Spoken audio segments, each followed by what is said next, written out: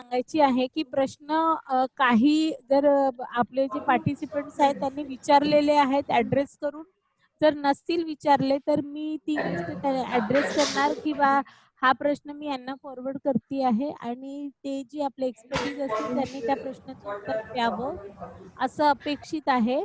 आणि समजा त्याला जोड म्हणून इतर जे आपल्या सोबतचे आहेत सहभागी वक्ते त्यांना जर द्यायचं असेल तर त्यांनी सुद्धा म्हणजे तिथे जोडायला हरकत नाही. म्हणजे मी एकाला प्रश्न दिला म्हणजे त्यांनीच त्याचं उत्तर द्यावं असं अपेक्षित नाही. जर कुणाला जोडायचं असेल तर तुम्ही नक्की जोडू शकता. तर असं एक पॅनल डिस्कशन सारखं हे हा पूर्ण सेशन आज सुरू असणार आहे. तर त्यासाठी सगळ्यांना शुभेच्छा आणि आता मला असं वाटतं आपण सेशन सुरू करायला हरकत नाही. नमस्कार सर्वांना. या वेबिनार सीरीजचा हे शेवटचं सत्र आहे आणि आपल्या प्रश्न उत्तरांसाठी फक्त आम्ही हे सत्र घेत आहोत की आतापर्यंत आपण जे काही माहिती मिळवली किंवा जे काही सेशन्स घेतले त्यामध्ये जर आणखी काही शंका तुमच्या मनात असतील किंवा इतर काही शंका जर तुमच्या असतील तर त्या सगळ्या शंका तुमच्या दूर व्हाव्यात या दृष्टिकोनातून आम्ही हे सत्र खास तुमच्यासाठी आज आयोजित केलं आहे. तर आजचं हे शेवटचं सत्र आहे आणि आजच्या या शेवटच्या सत्रामध्ये आतापर्यंत आपल्याला ज्या वक्त्यांनी मार्गदर्शन केलेलं आहे ते सर्व वक्ते आज आपल्या सोबत आहे. तर मी प्रकर्षाने नाव घेईल. आज आपल्या सोबत आहेत doctor Dinesh Nehete from Pune Enrich लर्निंगचे जे फाउंडर आहेत.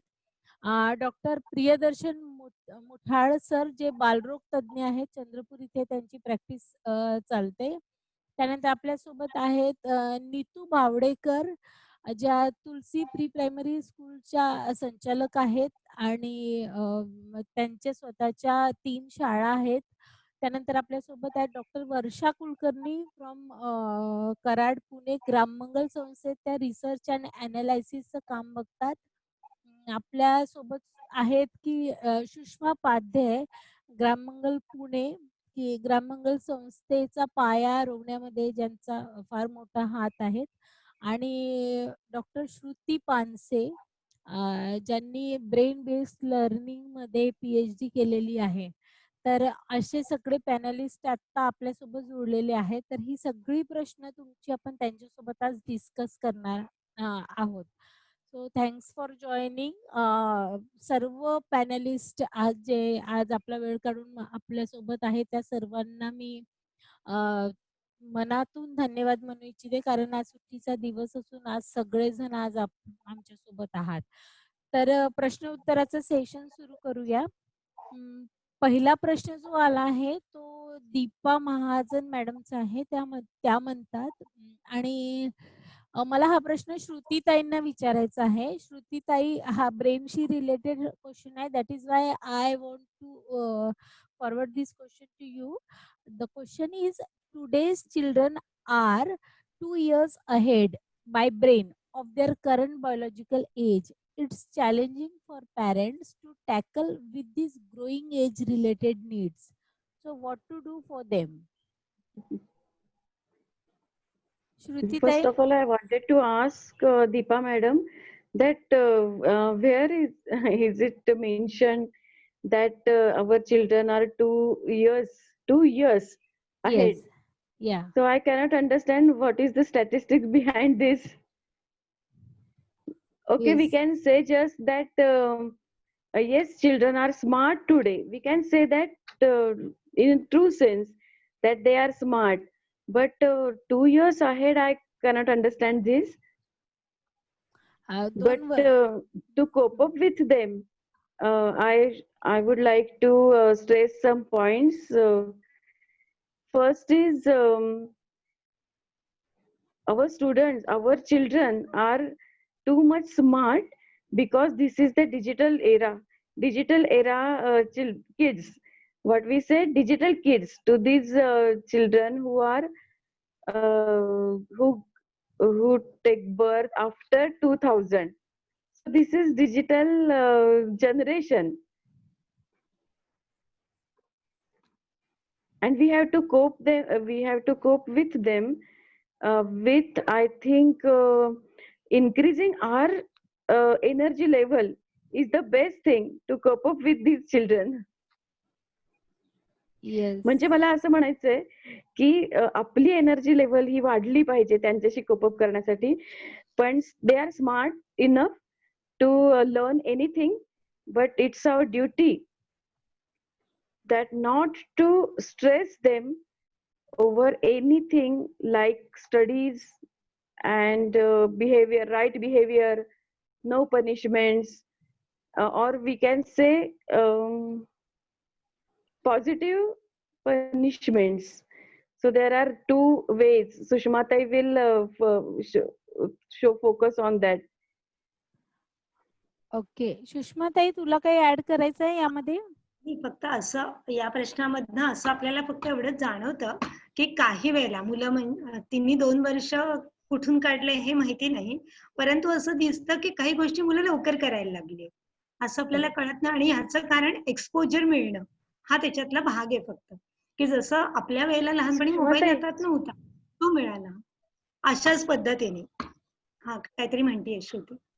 हा सुषमा ताई, ते जे 2 वेज मला म्हणजे तुम्ही ते सांगावेत असं मला वाटत होतं की ज्याला आपण positive discipline and punishment, no punishment असं आपण म्हणत असताना आपल्याला काय सुचवायचंय, तर पॉझिटिव्हली डिसिप्लिन स्टुडंट चिल्ड्रन कसे होतील हे मला वाटलं की तुम्ही ते सांगावं की पनिशमेंट नाही असं म्हणताना फर्म राहणं, पॉझिटिव्ह निर्णयांवरती फर्म राहणं, शांतपणाने आपल्याला काय स्वयंशिस्त मुलांमध्ये रुजू द्यायची आहे याचं वातावरण निर्माण करणं हा सगळ्यात महत्वाचा भाग आहे.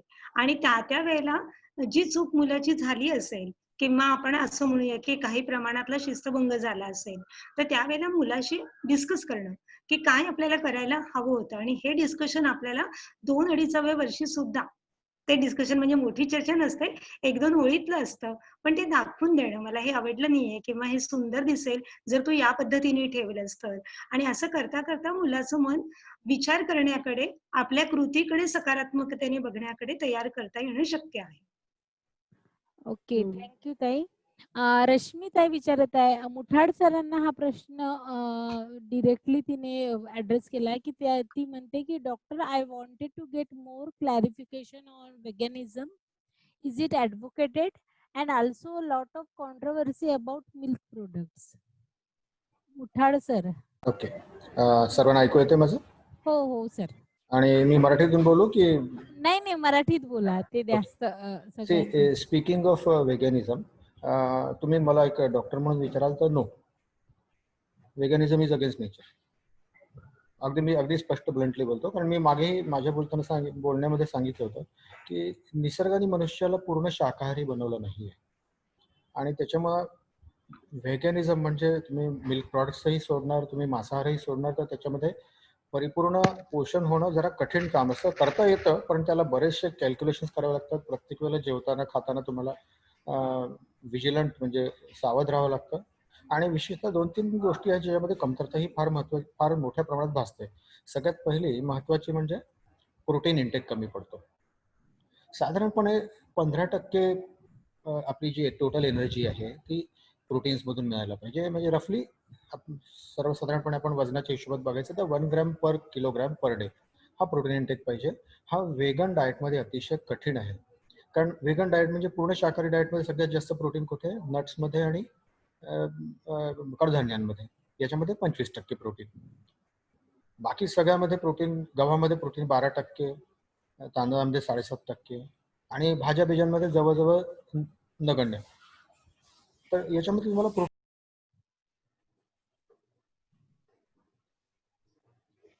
डॉक्टर, तुम्ही चुकून म्यूट झालात. हा सॉरी. हा, तर एक प्रोटीनची कमतरता भासेल, दुसरी गोष्ट व्हिटॅमिन डी ची कमतरता भासेल, आणि तिसरी गोष्ट आयर्न आणि B12.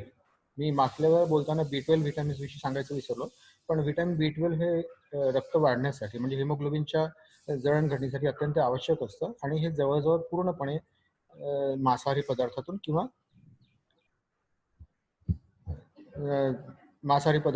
दुधातून मिळतं. दुधातूनही फार प्रमाणात मिळत नाही, जास्त हे मांसाहारी पदार्थातून मिळतं. तर जर तुम्ही पूर्णपणे व्हेगन असाल तर तुम्हाला proteins, vitamin D, haemoglobin, iron आणि B12 या 4 अन्न घटकांकडे फार लक्ष द्यायला पाहिजे. यासाठी जनरली तुम्हाला मग सप्लिमेंटेशन घ्यावं लागेल. म्हणजे काही औषधं घ्यावी लागतील, मल्टीव्हिटॅमिन औषधं घ्यावी लागतील किंवा प्रोटीन्सच्या पावडर्स मिळतात त्या तुम्हाला जेवणात ॲडिशनल द्याव्या लागतील. तर म्हणून वेगनिझमला ॲज अ पॉलिसी मी त्याला पाठिंबा देणार नाही. हा मेनली धार्मिक आणि मॉरल भावनांचा प्रश्न आहे आणि त्याच्यात फारसं तथ्य आहे असं मला वाटत नाही. कारण तुम्ही काही खा किंवा खाऊ नका, उपाशी बसा, तरी बरीचशी हिंसा करणार. राहिला प्रश्न दुधामध्ये हॉर्मोनल प्रिपरेशन्स असतात, कॉन्ट्रोवर्सीज आहेत. हो, दुधामध्ये हॉर्मोनल प्रिपरेशन्सचा प्रॉब्लेम फार मोठ्या प्रमाणात आहे, परंतु दुर्दैवाने आपण फारसं त्यावर काही करू शकत नाही. आपल्या देशात तरी नाही करू शकत. कारण आपल्याकडे ऑर्गॅनिक फार्मिंग किंवा ऑर्गॅनिक मिल्क वगैरे असं फार मोठं सहजासहजी उपलब्ध नसतं. त्यामध्ये ज्या गोष्टीवर आपण फार काही करू शकत नाही त्याच्यामध्ये डोकं लढवण्यात फार काही अर्थ नाही. इंग्लंड अमेरिकेमध्ये मला वाटतं असं ऑर्गॅनिक मिल्क जिथे हॉर्मोन ट्रीटेड जनावर नसतील असं मिळू शकतं, पण आपल्याकडे माझ्या माहितीप्रमाणे असं मिळत नाही. Okay, thank you sir. बरं, मी एक मुद्दा ऍड करू का आता? हो हो 2 सर, वर्षाच्या मुलाविषयी जे म्हटलं की मुलांची प्लीज. मेंदू समोर असतो. मी अर्थात माझं मत थोडं पाखंडी मत आहे, परंतु तरी ऐकून घ्या. मुळात काय होतं की आपण पालक हे मुलांचे कंट्रोलिंग अथॉरिटी या भूमिकेतून जगतो. म्हणजे एक व्हॉट्सअपवर चाललेली उपमा सांगायची तर आपल्या मुलांचे क्लोज सर्किट टीव्ही असतो रादर दॅन कंपास. आपण त्यांना गाईड नाही करत, आपण त्यांना कंट्रोल करायला बघतो. आणि आजच्या जमान्यामध्ये मुलांना आपल्यापेक्षा जास्त एक्सपोजर आहे, त्याच्यामुळे बऱ्याचशा गोष्टी आपल्यापेक्षा जास्त समजतात. विशेषतः इंटरनेट आणि मोबाईलच्या समजतात. तर थोडं त्यांना मित्र म्हणून वागवण्याची सवय पालकांनी लावून घ्यावी, नंबर 1. नंबर 2, ज्या वेगामध्ये आज जग बदलतं आहे त्या वेगामध्ये आपल्या काळचे नीतिनियम, आपल्या काळचे अंदाज आडाखे आजच्या काळात फारसे लागत नाही. म्हणजे अगदी मी डॉक्टर आहे, मला जर एखाद्या मुलाने मेडिकलच्या अभ्यासाविषयी प्रश्न विचारला तर आज मी उत्तर त्याचं देऊ शकत नाही, कारण मेडिकलचा अभ्यास आता पूर्ण बदललेला आहे. त्यामुळे या मुलांना आपण फार चांगला सल्ला देऊ शकून आपल्याला त्यांच्यापेक्षा जास्त समजेल अशा भ्रमात फारसं राहू नये. मुलांनी चुका केल्या, अगदी करिअरच्या मोठ्या चुका केल्या तरी फार काही बिघडत नाही, हे मी स्वानुभवावरून सांगू शकतो. तर मुलांकडे एक मित्र म्हणून पाहणे आणि मुलांना चुका करण्याला स्वातंत्र्य देणे, फार तर त्यांच्या चुकामध्ये त्यांच्या सोबत उभं राहून दुरुस्त करायला मदत करणे, हा मला वाटतं पेरेंट्सचा एक बदललेला रोल या काळात समजायला हरकत नाही असं मला वाटतं. थँक्यू सर जोडल्याबद्दल. आणि असंच एकमेकांना जोडत राहूया सो दॅट आणखी जास्त त्याच्यात स्पष्टता येईल उत्तरांमध्ये. मला पुढचा प्रश्न दिनेश सरांना फॉरवर्ड करायचा आहे की अक्षदा मॅडम विचारत आहे की 2.5 वर्षाच्या मुलांना कोणत्या ऍक्टिव्हिटीज देता येतील मोबाईल पासून दूर ठेवण्यासाठी?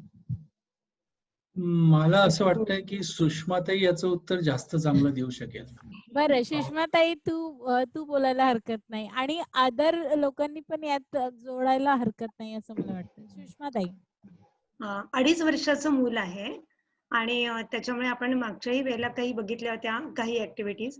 त्याच्यामध्ये मणी ओवणे, मोठ्या आकारातले मणी ओवणे, घरातल्या वेगवेगळ्या वस्तू रचायला देणे, म्हणजे अगदी वाट्या भांड्यांपासून काहीही रचायला देणे, भरपूर कागदकाम करायला देणे की ज्याच्यामध्ये मुलं घड्या घालतील, पाडेकाम करतील, कागद चिटकवतील, मोठ्या पेपरवरती रंगवायला देणे. मग अगदीच भिंतीवरती जर आपण पेपर लावून ठेवलेला असेल आणि त्याच्यावरती रंगवायला देणे, मोठा दाढीचा ब्रश हातात देऊन त्यांनी रंगवणे, जमिनीवरती आपण वेगवेगळ्या रेषा काढून ठेवल्या, नागमोडी रेषा किंवा जिन्यासारख्या रेषा, त्याच्यावरनं चालायला देणे.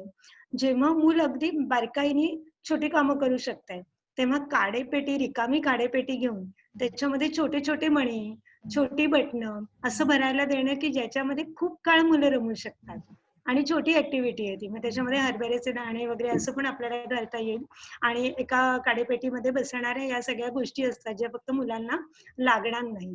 म्हणजे काही सूक्ष्मकारक विकासाचे खेळ आपल्याला देता येतील, म्हणजे जे फक्त बोटांनी करायचे, आणि काही स्थूलकारक की जसं सांगितलं की रेषांवरनं चालणं. अशा प्रकारचे घरातच आपल्याला खूप खेळ तयार करता येतात. तर या खेळांकडे आपण लक्ष देऊयात की मुलांना हालचाल करता येईल आणि मुलं खेळांमध्ये रमतील याकडे लक्ष देऊया. ओके, आणखी कुणाला इथे मी जोडायचं थोडंसं असेल ऍड तर? करू का? हा श्रुती. हा कल्पना, मी थोडंसं ऍड करते इथे. कदाचित आपल्याच पहिल्या सेशन मध्ये मी असं म्हटलं होतं की ज्या वेळेला मुलं म्हणतात की आता मला कंटाळा आला त्यावेळेला किंवा आता मोबाईल पासून लांब करायचं तर त्यावेळेला अशा ऍक्टिव्हिटी सुचतीलच असं नाही. त्यामुळे सुषमाताईंनी ज्या ज्या ऍक्टिव्हिटी सांगितल्या आहेत त्या जर नोट डाऊन करून ठेवल्या, एक वहीच केली त्याच्यासाठी की आता काय करणं आवश्यक आहे. तर कारण पालकांना प्रत्येक आठवत नाही की आता आपल्याला बरोबर. काय करायचंय. तर या सगळ्या ऍक्टिव्हिटीज लिहून ठेवणं ना कुठेतरी, तर त्या आपल्याला ऍक्टिव्हिटी बँक सारख्या वापरता येतील आणि केव्हाही कुठेही आपल्या हाताशी राहतील या सगळ्या ऍक्टिव्हिटीज. अगदी.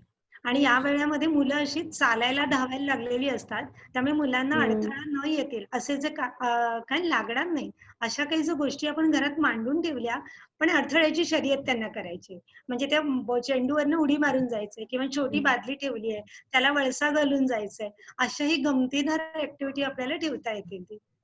मस्त. अगदी खूप लक्षात ठेवण्यासाठीचा सोपा मार्ग सांगतो की लहान मुलं किंवा ही या वयातली मुलं साधारणपणे 4-5 वर्षापर्यंतची, यांना तुम्ही कुठल्याही हालचाली करता येण्यासारख्या ऍक्टिव्हिटीज द्या, ते रमतील त्याच्यामध्ये. त्यांची बरोबर. शारीरिक हालचाल झाली पाहिजे. शारीरिक हालचाल. बरोबर. श्रुतीताई, मला पुढचा प्रश्न तुलाच विचारायचा आहे. कारण तू Facebookला जे टाकलं होतंस, की हो. मुलांना ऑनलाईन एज्युकेशनच्या वेळेस सायबर क्राईमची सुद्धा माहिती असायला हवी. तर हा प्रश्न त्याच्याशीच रिलेटेड आहे. कुबेर मॅडम विचारत आहेत, की my son is 8 years old. Could you please guide us on introducing cyber crime considering online education? मला असं वाटतं की आपल्या मुलांचा वयोगट जो काही असेल तो लक्षात घेऊन त्यांना आपण गोष्टी रचून जर सांगितल्या आणि त्याच्यासाठी आपल्याला फार वेगळं काही करायची गरज नाही. अगदी साध्या साध्या ज्या पेपरमध्ये येतं की कोणाला कसं फसवलं किंवा इव्हन Amazon वरनं काहीतरी मागवलं आणि मग त्याच्यात काहीतरी वेगळ्याच गोष्टी आल्या. जे मागवल्या होत्या त्या न येता, हे असे जे काही किस्से घडतात हे जरी त्यांना सांगितले आणि मोबाईल आणि एकांनी त्याच्यावर असं लिहिलं होतं की ऑनलाईन शिक्षणाची गरज नाही त्यासाठी. केव्हाही आणि कुठल्याही वेळा जेव्हा मोबाईल हातात मिळतो, त्याच क्षणापासनं की हा मोबाईल म्हणजे खेळणं नाहीये. तर कुठलीही बटणं दाबली तर काय होऊ शकतं, हे सगळं मुलांना एक गोष्टी रूपाने सांगितलं की "अरे असं घडलं होतं काल." असं इतकं सांगितलं ना तरी सुद्धा मुलांना समजून येईल ते. मात्र ते आपण करायलाच हवं कारण नंतर मग एकदा वेळ निघून गेल्यानंतर काही उपयोग नाहीये त्याचा. त्यामुळे जसं की घसरगुंडीवर मुलं खेळताना आपण सांगतो, की "जरा फास्ट नको हां, पडशील" किंवा "उलटीकडनं नको जाऊ." हे जितक्या सहजपणे सांगतो तितक्याच सहजपणे मोबाईलच्या मुळे काय काय घडू शकतं अजून हे इतकंच सांगावं. ओके, थँक यू ताई. आपल्यासोबत यजुवेंद्र महाजन सुद्धा आपले एक वक्ते आपल्या वेबिनार सीरीज मधले होते. ते पण आता जोडलेले आहेत. दीपस्तंभ फाउंडेशनचे ते फाउंडर आहेत आणि बरंचसं सोशल वर्क त्यांचं आहे. तर वेलकम सर. Thank you, आपलं madam. So next question is discipline is a big challenge. वर्षाला मला हा प्रश्न ऍड्रेस करायचा आहे. Varsha, discipline is a big challenge आणि पवार मॅडम विचारत आहेत की how to set it. Varsha, माझा आवाज येतोय तुझ्यापर्यंत? वर्षाला अनम्यूट करावं लागेल. हा, हा कल्पना. हा हा हा शिस्तीविषयीचा प्रश्न आहे ना हा? हो, थोडा आवाज तुझा कमी येतोय. हा शिस्तीविषयीचा प्रश्न आहे हा माझ्या मते. हो हा शिस्त आता खरं तर याच्यातून स्पष्ट होत नाही की घरातल्या शिस्तीविषयीचा प्रश्न आहे की शाळेतल्या. आपण दोन्हीचा विचार करू की शाळेतली शिस्त सुद्धा एक ढोबळमानाने शिस्तीचे नियम या सदरात आणता येणं अवघड आहे. कारण कोणत्या वयोगटातल्या मुलांसाठी आपण शिस्तीचा विचार करतो आहोत यानुसार त्या पातळीवरचे शिस्तीचे नियम लागू होतील. उदाहरणार्थ काही शाळांमध्ये अगदी छोट्या लहान मुलांसाठी सुद्धा अमुक एका वेळेतच त्यांनी लघवी करायला जायची. येताना त्यांनी हाताची घडी घालूनच यायचं आणि मग मागे बांधूनच यायचं, याला वगैरे शिस्त मानली जाते. ही शिस्त नाहीये. जसं आता पहिल्या प्रश्नात डॉक्टरांनी सांगितलं की हे नियंत्रण करण्याच्या पद्धती आहेत मुलाचं वागणं. तर पहिल्यांदा आपल्याला खरी शिस्त आणि आपल्याला वाटणारी आभासी शिस्त, की आपल्याला नेमकी शिस्त आपल्या मनात काय आहे याविषयीची स्पष्टता आणावी लागेल. प्रामुख्याने शिस्तीचा मूळ हेतू असा आहे की कुठल्याही ठिकाणी शाळा असो किंवा घर कोणत्याही वयामध्ये तर आपले व्यवहार सुरळीत चालावेत, हा त्याचा खरं तर मूळ हेतू आहे. आणि व्यवहार सुरळीत चालण्यासाठी ज्या प्रकारचं वर्तन आपल्याला करणं आवश्यक आहे त्याला आपण ढोबळमानेने शिस्त म्हणूया. आता हे व्यवहार सुरळीत चालू राहण्यासाठी आपल्याला मुलांनी हाताची घडी घालून एका रेषेतच चालणं आवश्यक नाहीये. फक्त कोणत्याही ठिकाणी वर्गातली परिस्थिती नियंत्रणाबाहेर जाऊ नये. विशेषतः आपण माध्यमिकचा विचार केला तर तिथं मुलांनी एकमेकांशी मारामारी करणं, शर्ट फाडणं, शाई फेकणं वगैरे वगैरे याही गोष्टी खरं तर त्या वयात बघितल्या तर ह्या त्यांच्या नैसर्गिक उर्मी मानसशास्त्रानुसार याच सदरामध्ये येतात. तरीही ज्या सामाजिक दृष्ट्या स्वीकार करण्याजोग्या नाहीत, ज्याच्यामुळे मुलाचं वर्तन समाजमान्य ठरत नाही, अशा सर्व गोष्टी आपण बेशिस्त या सदराखाली आणतो आणि ज्यांनी हानी पोचते त्यामुळे त्या व्यक्तीला स्वतःला किंवा त्याच्या बरोबरच्या अन्य मुलांना हानी पोचते, अशा सगळ्या गोष्टी टाळण्यासाठीचे जे नियम आहेत ती म्हणजे शिस्त. अशी एक आपल्याला शिस्तीची व्याख्या जी मुलाची नैसर्गिकता जपून आणि शाळेची व्यवहार सुरळीत ठेवण्यासाठी आवश्यक अशी एक करावी लागेल. आता शाळेच्या पातळीवर याचा विचार जर आपण केला तर खूप लहान वयातल्या मुलांसाठी अशी काटेकोर शिस्त असूच नाहीये. पहिल्यांदा आपण अशा प्रकारचे कुठले कडक शिस्तीचे नियम बालवयासाठी असू नयेत. मुलांना अगदी मोकळं सोडावं. फार तर या वयातल्या मुलांसाठी कुठेपर्यंत शिस्त आवश्यक आहे, आपल्या चपला ओळीत काढणं, आपले डबे, वॉटर बॅग या गोष्टी जागेवर ठेवणं. आणि आपण निरीक्षण केलं असेल की शाळेत मुलं आल्यानंतर आपसूक हे करतातच. कुठलीच मुलं असं नाही शक्यतो आणि आधीच्या काढलेल्या 5 चपला ओळीत दिसल्या की 6वं येणारं मुलं आपोआप काढतं आणि त्यावेळेला ताई नुसती तिथं थांबून थोडंसं मार्गदर्शन केलं तरी मूल तसंच वागत असतं.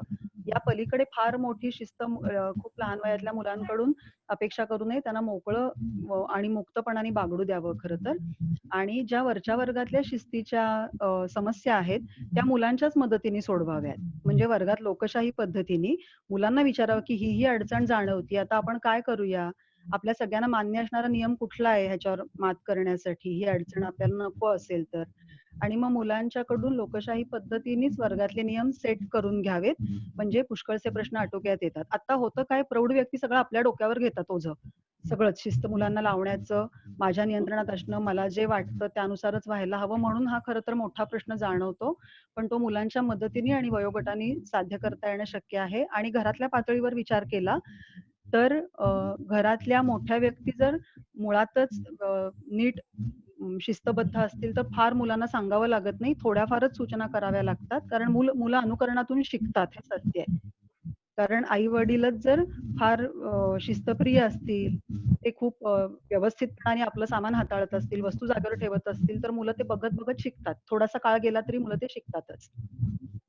धन्यवाद वर्षा. आणखी कुणाला जोडायचं असेल तर जोडता येईल. श्रुतीताई, सुषमाताई, दिनेश सर, नीतू. मी थोडं ऍड एक करतो. डिसिप्लिनच्या संदर्भात मला एक सांगावंसं वाटतंय की डिसिप्लिनशी पनिशमेंट कधी जोडू नये शक्यतो.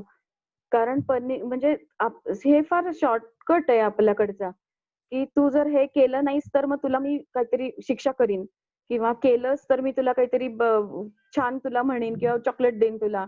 तर अशा जोडू नयेत. शिस्त ही शिस्तीसाठी असावी आणि शिक्षा ही गोष्ट वेगळी आहे. Okay, Dinesh sir. हो, मला म्हणायचं होतं की ही शिस्त ज्यावेळी पालकांना हवी असते मुलांकडनं, त्यावेळी एक महत्वाचा भाग आहे की मुलाच्या मनात आपल्याबद्दलचा विश्वास निर्माण होणं खूप महत्वाचं आहे. म्हणजे जर आपण शिस्त लावण्यासाठी काहीतरी खोटं सांगत असू किंवा काहीतरी सांगून ते नंतर टाळून नेत असू तर विश्वास मुलांचा उडतो. आणि विश्वास उडला की मग ते तुमचं ऐकणं बंद करतात, कारण त्यांना वाटतं की तुम्ही जे सांगताय ते तुम्ही करणार नाही आहात आणि मग ते त्यांच्या मनाप्रमाणे वागायला लागतात. सो तिथं शिस्त बिघडण्याचा चान्स वाढतो. त्याच्यामुळे जितकं तुम्ही त्यांच्या लेवलला प्रामाणिकपणे सांगू शकाल तितकं प्रामाणिकपणे सांगायचा प्रयत्न करा. आपण जर म्हटलं की आत्ता नको, 5 मिनिटाने मी बोलते, तर 5 मिनिटाने बोला. किंवा आत्ता नको नंतर देईन, तर ते नंतर द्या. ते चुकवू नका, कारण मुलं विसरत नाही त्यांच्या इंटरेस्टच्या गोष्टी. आणि मग त्यांना कळायला लागतं की हे आपली फसवणूक चालली आहे आणि मग ते त्याच्यावर त्यांच्या पद्धतीने तोडगा काढतात. Okay, thank you sir. हा पुन्हा हा प्रश्न मला मुठाळ सरांना विचारायचा आहे की दीपाली मॅडम अशा म्हणतायत की माझी मुलगी 8 वर्षाची आहे आणि तिची लिहिण्याची पद्धत चुकते, म्हणजे तिचा हात थोडा ट्विस्ट होतो, पण तिला ते कम्फर्टेबल आहे. तर यामध्ये मी काही बदल करण्याची आता बदल करण्याची गरज आहे का? हा प्रश्न जरा कठीण आहे. म्हणजे I do not really have a medical answer to that. परंतु जर अनयुज्युअल पोझिशनमध्ये हात ठेवला तर त्याच्याने जेव्हा तिला जास्त वेळ लिहायची पाळी येईल तेव्हा त्रास होऊ शकतो. तर आपण हे सगळे बदल तिला स्वतःच करावे लागतात. ते आपण करवून होत नाही. तिला पण सुचवू शकतो, बदल करवता येत नाही. पण एक ज्या ठिकाणी ती लिहिते, ज्या टेबलवर लिखाण काम करते, त्याची पोझिशन, त्याच्यामध्ये हाताची पोझिशन, या गोष्टी जर थोड्याफार बघितल्या तर फार प्रॉब्लेम यायला नको. बाकी प्रत्येक मुलाच्या काही स्वतःच्या वैशिष्ट्यपूर्ण अशा सवयी असतात, त्याच्याने फार जर त्रास होत असेल तरच त्या बदलाव्या. नाहीतर लिहिणं ही अशी खूप हाय इंटेन्सिटी मस्क्युलर एक्सरसाइज नाही की त्याच्याने खूप डॅमेज होईल. ओके, आणखी एक जोडायचं असेल? हा कल्पना, आता त्यांनी त्यांच्या प्रश्नात असं म्हटलंय की ती कम्फर्टेबल आहे ते मुलीला. ती लिखाणाच्या पद्धतीमुळे तिला काही त्रास होत नाहीये. हा एक त्याचा पहिला दिलासा देणारी गोष्ट आहे. आणि लिहिण्याची पद्धत चुकते आहे हा निष्कर्ष आहे. हा कशावरून आला हे मला कळलेलं नाहीये. म्हणजे कुणाच्या मते चुकीची आहे पद्धत? तिला जर काही त्रास होत नाहीये आणि मला असं पुढे विचारायचंय की जर अक्षर खराब येतंय का त्या पद्धतीने लिहिल्यामुळे? जर मुलीचा हात तिला कम्फर्टेबल पोझिशनला असेल आणि तिचं अक्षर चांगलं येत असेल तर हा प्रश्नच नाहीये असं माझं मत आहे. त्यामुळे त्याचा परिणाम बघूया की वाचनीय तिचं असं अक्षर आहे ना ज्याने वाचता येतं आणि तिच्या हाताला ताण येत नाहीये. असं जर असेल तर आपण त्या पद्धतीला मुळातच चुकीची पद्धत नको म्हणूया. ती नैसर्गिक हाताची ठेवण आणि निसर्ग आहे तो, त्याला तसंच राहू द्यावं असं मला वाटतं. Okay, thank you. आणखी श्रुतीताई काही जोडायचं आहे यामध्ये? नाही, मला तर असं वाटतं की ती पोझिशन बघितल्याशिवाय काहीच बोलता येणार नाही.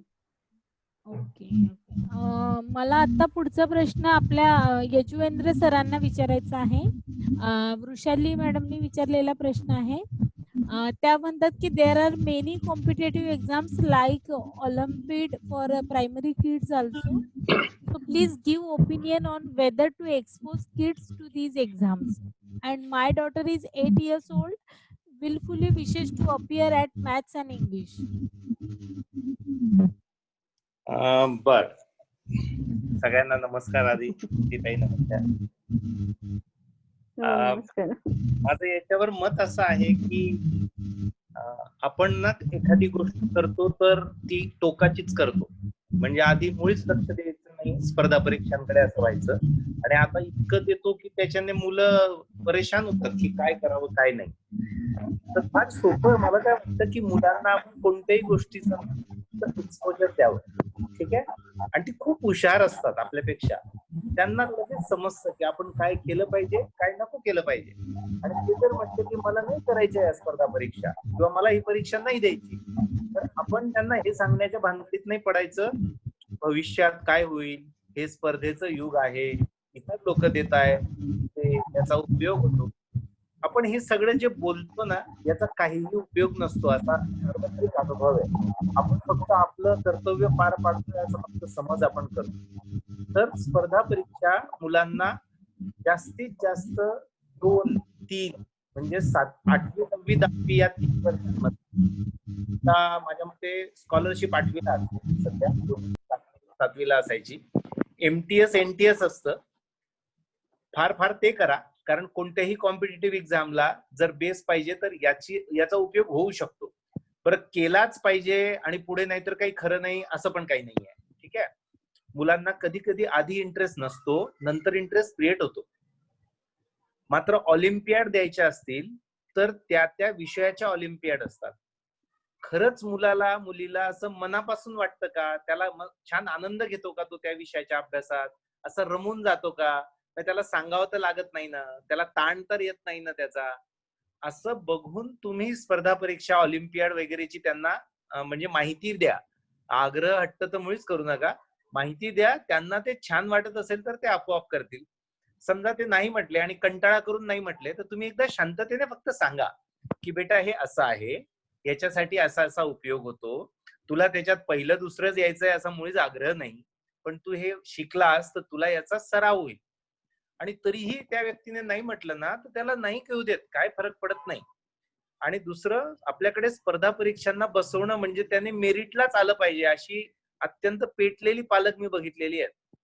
तर स्पर्धा परीक्षा शालेय लेव्हलच्या या मेरिटला येण्यासाठी नसतात, त्या स्पर्धा परीक्षांचा फील घेण्यासाठी असतात फक्त. म्हणजे that process is very important, not the outcome or result. म्हणजे ते मेरिट मध्ये येतात का, स्कॉलरशिप मिळते का, भारतात कितव्या नंबरने येतात, ठीक आहे ना, त्यांना इंटरेस्ट आला तर ते आपोआपच करतील, ते तुम्हाला सांगायची गरज नाहीये. पण मुळात उद्देश असा आहे की फक्त त्या प्रश्नांचा सराव व्हावा. एकूणच कुठलाही विषय असतो त्यांच्या शाळेतला, तर तो स्पर्धात्मक दृष्टीने कसा वेगवेगळ्या अंगाने बघितला जातो, त्याची खोली आणि व्याप्ती कशी असते, याचा फील घेण्यासाठी स्पर्धा परीक्षांना बसवायला हरकत नाही. तेही मुलांशी बोलून, छान चर्चा करून, त्यांना ते एक्सपोजर देऊन. ते नाही म्हणत असतील तर हे समजून घ्या की ते का नाही म्हणतायत. कदाचित कंटाळा पण असेल तर ठीक आहे, त्यावेळेस नकोच आग्रह करायला फार. मग त्याच्यावर 2-4-6 महिने काम करा तुम्ही, की याला कंटाळा का येतोय, हिला का असं वाटतंय. सल्ले देऊन त्यावेळेस आणि रागवून किंवा श्रुतीताई म्हटल्यात तसं बक्षिसाचं वगैरे काहीतरी दाखवून त्यांना ते करायला लावू नयेत असं मला वाटतं. 1-2 परीक्षा जेवढ्या त्यांना होतील तेवढ्या खूप झाल्यात. कारण मुलांच्या सर्वांगीण विकासावर प्रचंड मोठा परिणाम मागच्या 10-15 वर्षात झालाय. फक्त अकॅडमिक्स कडे लक्ष दिल्यामुळे मानसिक, भावनिक इतक्या समस्या निर्माण झाल्या की ते आता आयुष्यभर सोबत राहणार आहे त्यांच्या. आणि याला कारण असं आहे की आपण मार्क्सवादी झालो आहोत. आपल्याला नंबर, परीक्षा, भरपूर अभ्यास, स्पर्धेचं युग आहे हे शब्द बोलणंच पहिल्यांदा बंद केलं पाहिजे आपण. आणि त्यामुळे इतर त्यांच्या जीवनातल्या ज्या गोष्टी विकसित व्हायला पाहिजे त्या होत नाहीत. म्हणून एक मर्यादित स्तरावर स्पर्धा परीक्षांना एक्सपोजर दिला पाहिजे असं मला वाटतं. Thank you sir, thank you very much. मी एक ऍड करू का मॅडम याच्यात? हो हो हो सर, प्लीज. आता सरांनी जे सांगितलं त्याला माझा 100% 101% पाठिंबा आहे. Thank you sir, thank you sir. मला एक पालकत्वातून बोलायची इच्छा होते की पालकांनी मुलांच्या स्पर्धा परीक्षा, म्हणजे मला बसायचंय किंवा मला बसायचं नाहीये, या दोन्हीपैकी काही मुलं म्हणली की त्याच्यानंतर माझ्या मनात काय निर्माण होतंय याचा तुम्ही विचार करा. म्हणजे माझा मुलगा स्पर्धा परीक्षेत चांगल्या मार्काने पास झाला तर मला माझ्या मित्रांमध्ये, माझ्या ग्रुपमध्ये ताठ मानेने जगता येईल असं मला वाटतंय का? आणि ते वाटत असेल तर ते हार्मफुल आहे तुमच्या मुलाच्या दृष्टीने. खरंय. किंवा तो नाही झाला तर मला तोंड दाखवायला जागा नसेल का, हेही वाटत असेल तर ते तुमच्या मुलाच्या दृष्टीने चुकीचं किंवा त्रासदायक आहे. सो आधी स्वतःचे आतली आवाज तपासा आणि त्याच्यावरून ठरवा की आपण मुलाशी काय बोलायचं स्पर्धा परीक्षेबद्दल. सर मी याला थोडंसं पुढे नेऊ का? हो सर, हो प्लीज. चालेल. आपण आता जे बोललात ते आणि मग शिस्त याविषयी जे बोललात ते, हे दोन्ही मी आता एकत्र गुंफून एक सांगू इच्छितो की बहुतेक पालकांना काय होतं, जसं तुम्ही म्हटलं तसं मुलं आपली सन्मान चिन्ह वाटतात, ट्रॉफीज वाटतात. आणि मग मुलाचे मार्क्स कमी पडले की त्यांचं नाक कापलं जातं किंवा मुलं वाईट वागलं तर त्यांची बेइज्जत होते. So child becomes a kind of status symbol. पण child is not a status symbol, child is a living thing. आणि त्याच्यामुळे हा खूप मोठा प्रॉब्लेम येतो की ही डिसिप्लिन किंवा त्यांच्या पालकांच्या आशा, आकांक्षा आणि त्यांच्या फॅन्टसीज, मी कधी कधी आकांक्षाने म्हणा फॅन्टसीज, मुलांवरती जबरदस्तीने इम्प्लांट केल्या जातात. जसं आता सरांनी म्हटलं तसं, किंवा तुला जर मार्क्स नाही मिळाले तर माझी सोसायटीमध्ये काही इज्जत नाही राहणार. आणि त्यामुळे हा एक डिसिप्लिनच्याही मुळाशी येणारा फार मोठा प्रॉब्लेम आहे की पालकांची डिसिप्लिन करण्याची जी इच्छा असते ती या भावनेतून येते की सोसायटीत माझी प्रतिष्ठा असली पाहिजे. येस. याच्यासाठी येत नाही की हे मूल चांगलं राहिलं पाहिजे. दुसरी गोष्ट सर मगाशी म्हणाले कन्सिस्टन्सी, की तुम्ही जी गोष्ट बोलता ती जर वागला नाहीत तर मूल तुमची डिसिप्लिन ऐकणार नाही. हा एक अतिशय महत्त्वाचा मुद्दा. या कन्सिस्टन्सीमध्ये आणखीन एक भानगड आपल्याकडे फार मोठ्या प्रमाणावर होते. आई वडील, आजी आजोबा यांच्यामध्ये यांची तोंड वेगवेगळ्या दिशेला असतात. म्हणजे आईने एक केलं की बाबांनी लाड करायचा, बाबांनी एक केलं की आजोबांनी लाड करायचा. अशा भानगडीमध्ये मग काही दिवसांमध्ये एक तर पहिली गोष्ट मुलाला समजत नाही की आपण एक्झॅक्टली काय करायचं. आणि नंतर काही दिवसात त्याच्या लक्षात येतं की हे प्यादे लढवायला फार छान आहे. आजीला बाबांविरुद्ध लढवायचं किंवा आईला बाबांविरुद्ध लढवायचं. तर ही कन्सिस्टन्सी असणं फार महत्त्वाचं आहे. आणि सरती शेवटी सगळ्या पालकांना एक गोष्ट मला सांगावीशी वाटते. एक मी सुंदर वाक्य वाचलं एका ठिकाणी. What you do speaks so loudly in my ears that I cannot really hear what you say. स्वतःची वागणूक जर तुमच्या डिसिप्लिनच्या विरोधात असेल तर तुमचं मूल तुमचं फारसं ऐकेल अशी शक्यता नाही. म्हणजे टीव्ही पाहू नको रे, मोबाईल बंद कर, आणि मग मी भाऊ वगैरे तत्सम काहीतरी 10 वाजेपर्यंत पाहत बसतो. अशा कन्फ्लिक्टिंग गोष्टींनी मूल डिसिप्लिन होणार नाही. तुम्हाला डिसिप्लिन मुलाला आणायची तर थोडीशी स्वतःलाही डिसिप्लिन असायला पाहिजे. या दोन्ही गोष्टी सरांनी म्हटल्याच होत्या, पण त्या थोड्याशा ऍम्प्लिफाय कराव्या असं मला वाटलं. Thank you thank you thank you sir. Sir. माझा पुढचा प्रश्न दिनेश सर, सुषमाताई आणि श्रुतीताई तिघांना पण आहे आणि तिघांनी मिळून याचं उत्तर द्यावं.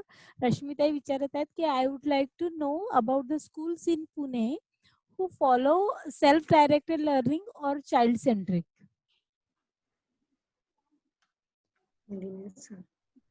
हा, श्रुतीताई काही नावं त्यांना हवी आहेत शाळेंची की जिथे अनम्यूट करा. श्रुतीताई हो. अनम्यूट कर स्वतःला. हा, एक तर पुण्यातल्या शाळा हव्यात ना त्यांना, हो हो हो. आणि कोणत्या वर्गांसाठी हव्यात, कोणत्या इयत्तेसाठी? रश्मी ताई तुम्ही स्वतःला अनम्यूट करून बोलू शकता बरं का, कोणत्या इयत्तेसाठी हवं यासाठी. म्हणजे आपल्या या नेहमीच्याच अनेक या शाळा. या माझी मुलगी 13 इयर्सची आहे. मग आपण ग्राममंगलमध्ये ऍक्च्युली माझी छोटी मुलीला ऍडमिशन मिळाली आहे. मग 13 इयर्स तिला पण आम्ही बघत आहे. मग त्याच्यासाठी मला विचारायचं होतं. आणि कोणतं मीडियम, मराठी मीडियम हवंय? हा, कुठलेही चालेल, मराठी या इंग्लिश पण चालेल. आम्ही जिज्ञासामध्ये एकदा गेलेले, मग त्यांनी सांगितलं की आपण तिकडे ते ट्रायल पिरियड असते ते बघायला पाहिजे असं म्हणून. मग त्याच्याबद्दल विचारायचं होतं. एकदम जिज्ञासा ही एक छोटा आहे सेंटर. ही सगळी अनौपचारिक सेंटर आहेत. ग्राममंगलचं आहे. आनंद क्षण म्हणून सिंहगड रोडला एक आहे, ते पण 150 मुलांचं आहे. मोठी शाळा म्हणून अक्षरनंदन आहे. तर या काही शाळांचा किंवा अगदी मग वॉलड्रॉप स्कूल, स्वधा म्हणून वॉलड्रॉप स्कूल आहे, तर या वॉलड्रॉप पद्धतीने चालणार आहे. तर याचा काही विचार तुम्हाला करता येऊ शकेल की जिथे चाइल्ड सेंट्रिक अप्रोच आहे, भरपूर अनुभव दिले जातात, मूल आणि पालक मिळून शिकण्याचा अनुभव असतो, तर याचा विचार करता येईल. तुमचा एरिया कोणता आहे राहण्याचा तो बघून तुम्ही मूल जास्तीत जास्त लांब जाणार नाही याची काळजी घेऊन या शाळा बघायला हरकत नाही. ओके. श्रुतीताई काही Thank you. जोडायचं असेल तर अनम्यूट करता येईल. दिनेश सर. हा, नाही, सुषमाताईने कव्हर केलेल्याच आहे सगळ्या शाळा. हा, श्रुतीताई त्यातलं मला तुला एकच सांगता येईल की स्वधा ही इंग्लिश मीडियम शाळा आहे. तुम्हाला जर इंग्लिश मीडियम हवं असेल, स्वधा इंग्लिश. हा, बाकीच्या सगळ्या मराठी मीडियमच्या शाळा सांगितल्या. हा, बावधन थँक्यू. बाणेरकडे पण एक ग्रुप आहे, जरा थोडस बघून सांगावे लागेल. पण बावधन बाणेरकडे पण एक ग्रुप आहे, जरा तो मोठ्या वर्गांसाठी 10वी 12वी पर्यंतच्या मुलांसाठी काम करणार आहे. पुढे आता मला तसं नाव आठवत नाही.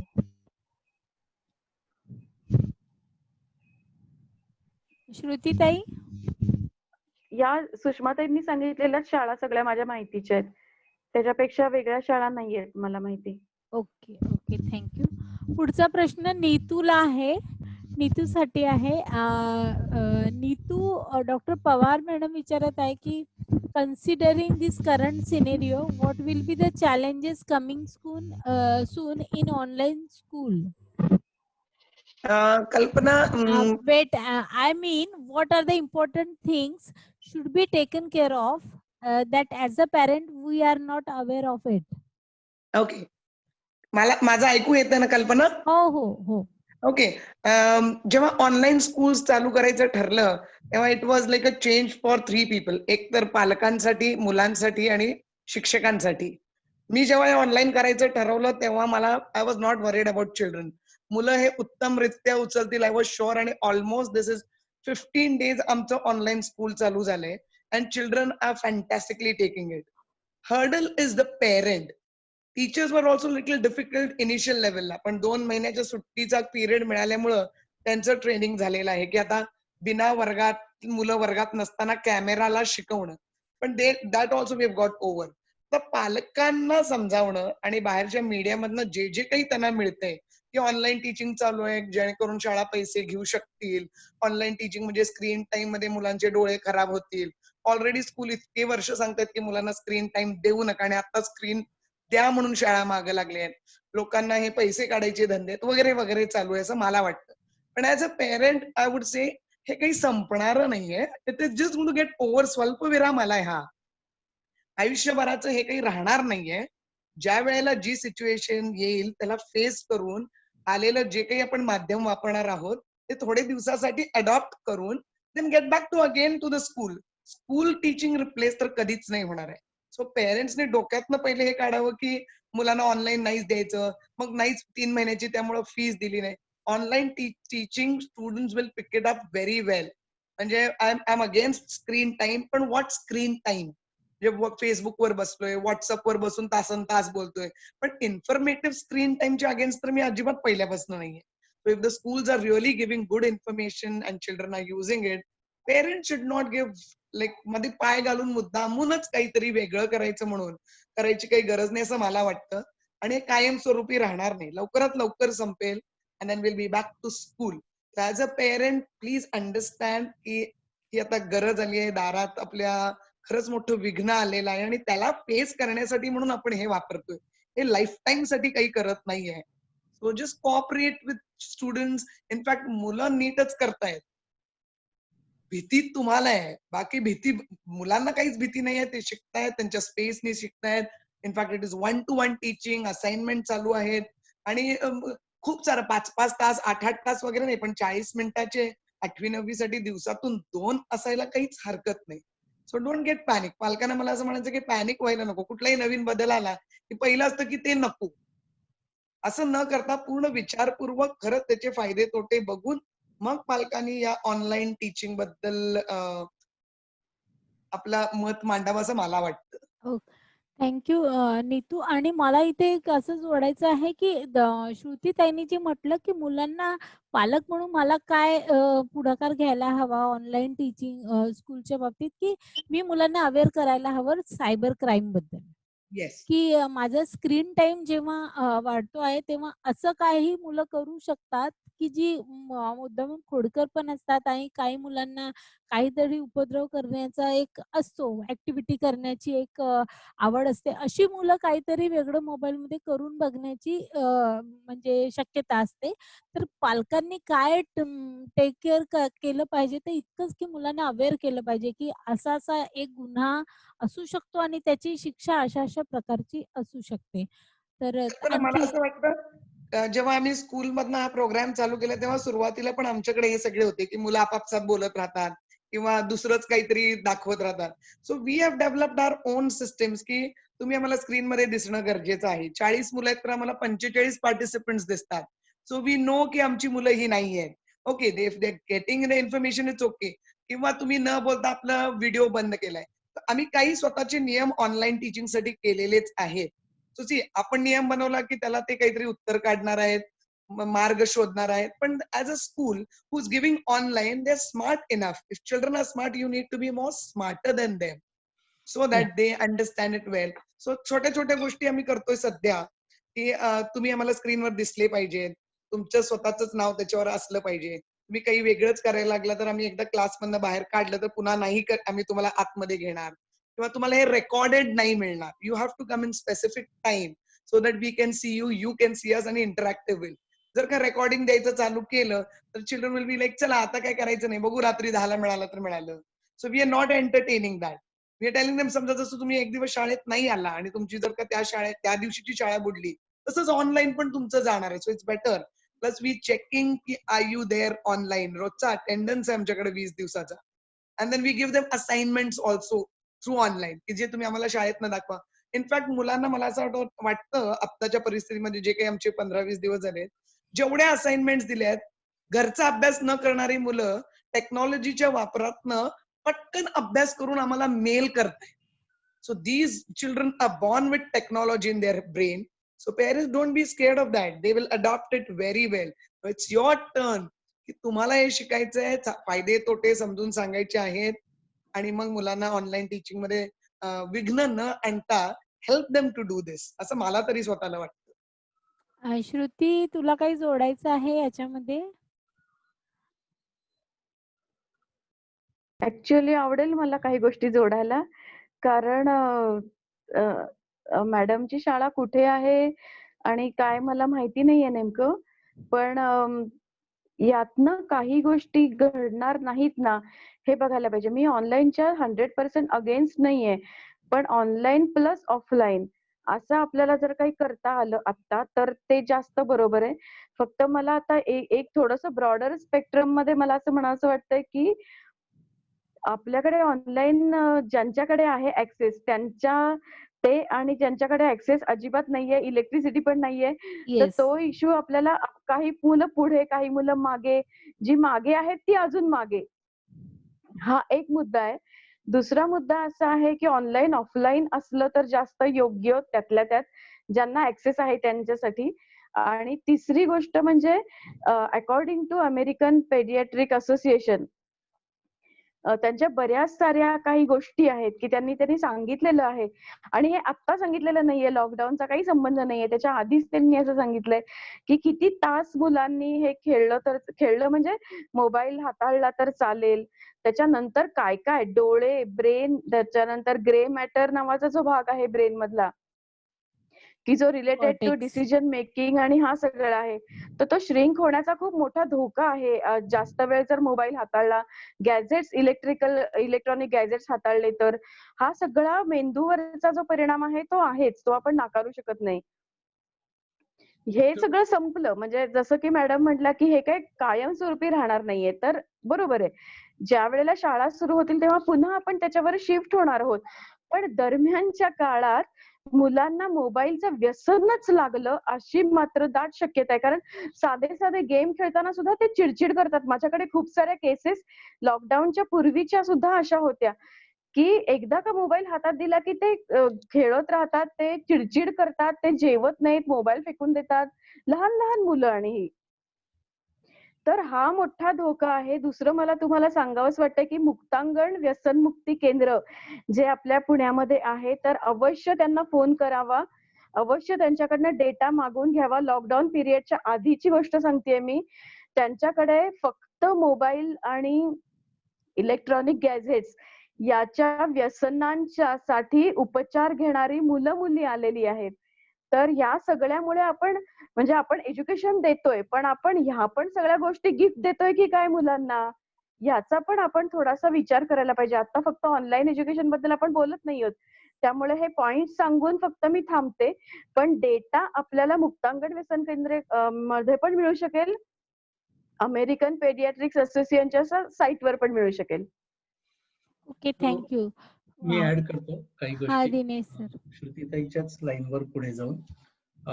बेसिकली महत्वाची गोष्ट ही लक्षात घेऊया की मोबाईल ऍडिक्टिव्ह नाहीये, मोबाईलवरचे गेम्स किंवा सॉफ्टवेअर्स ऍडिक्टिव्ह आहेत. त्याच्यामुळे त्यांच्या हातात काय पडावं सॉफ्टवेअर मधलं याच्याकडे खूप लक्ष द्यावं लागणार आहे.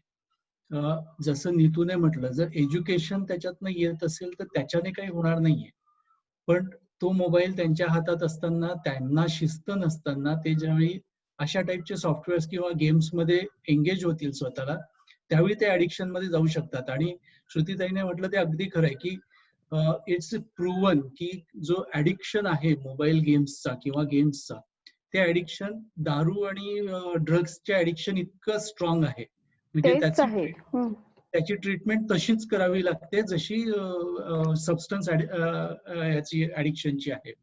सो त्याच्यामुळे मुलं त्याच्यावर काय करतायत हे खूप महत्वाचं आहे. शिक्षणाच्या दृष्टीने जे म्हटलं ते अगदी बरोबर आहे की हालचाली खूप महत्वाच्या आहेत. त्याच्यामुळे मुलं जरी ऑनलाईन शिकत असली तरी इतर वेळेला त्यांच्याकडनं भरपूर शारीरिक हालचाली व्हायला पाहिजे, तर ब्रेन त्यांचा व्यवस्थित डेव्हलप होऊ शकेल. त्याच्यामुळे वेळेचं प्रपोर्शन बघावंच लागणार आहे की किती वेळ स्क्रीनकडे बघायचं आणि त्याच्यानंतर काय करायचं. सो या सगळ्या गोष्टींचा बॅलन्स महत्वाचा आहे. आता पालकत्वाच्या दृष्टीने जर मला यायचं झालं तर मी म्हणेन की ऑनलाईन शाळा जर झाल्या तर पालकांवरची एक जबाबदारी खूप मोठी होते आणि वाढते, ती म्हणजे मुलांना स्वयंशिस्त लावणं. की जी आतापर्यंत शाळेत घडत होती. कारण शाळेत मुलं टीचर्सच्या हातात समोर होती. आता ती त्यांच्या हातात नसणार आहे. त्यांनी एक बटन बंद करायचं आणि टीचर पासून ते डिस्कनेक्ट होतात.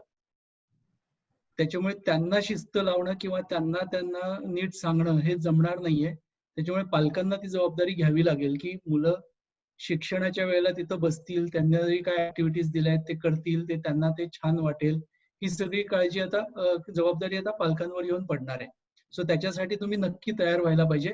शाळेत मुलाला सोडलं म्हणजे माझी जबाबदारी संपली, हे जे होतं त्या माइंडसेट मधून आता बाहेर पडावं लागेल, जर ऑनलाईन शिक्षण थोडं काळ कंटिन्यू झालं तर. ओके, मला थँक्यू. वाटतं हा मला सर. वाटतं या गोष्टी लक्षात घ्याव्या पालकांनी.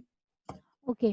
पुढचा प्रश्न वर्षासाठी आहे. वर्षाला विचारायचं आहे की मोना मॅडम विचारत आहे की if a child rights with the left hand can it affect the handwriting? Now he is 8 years old.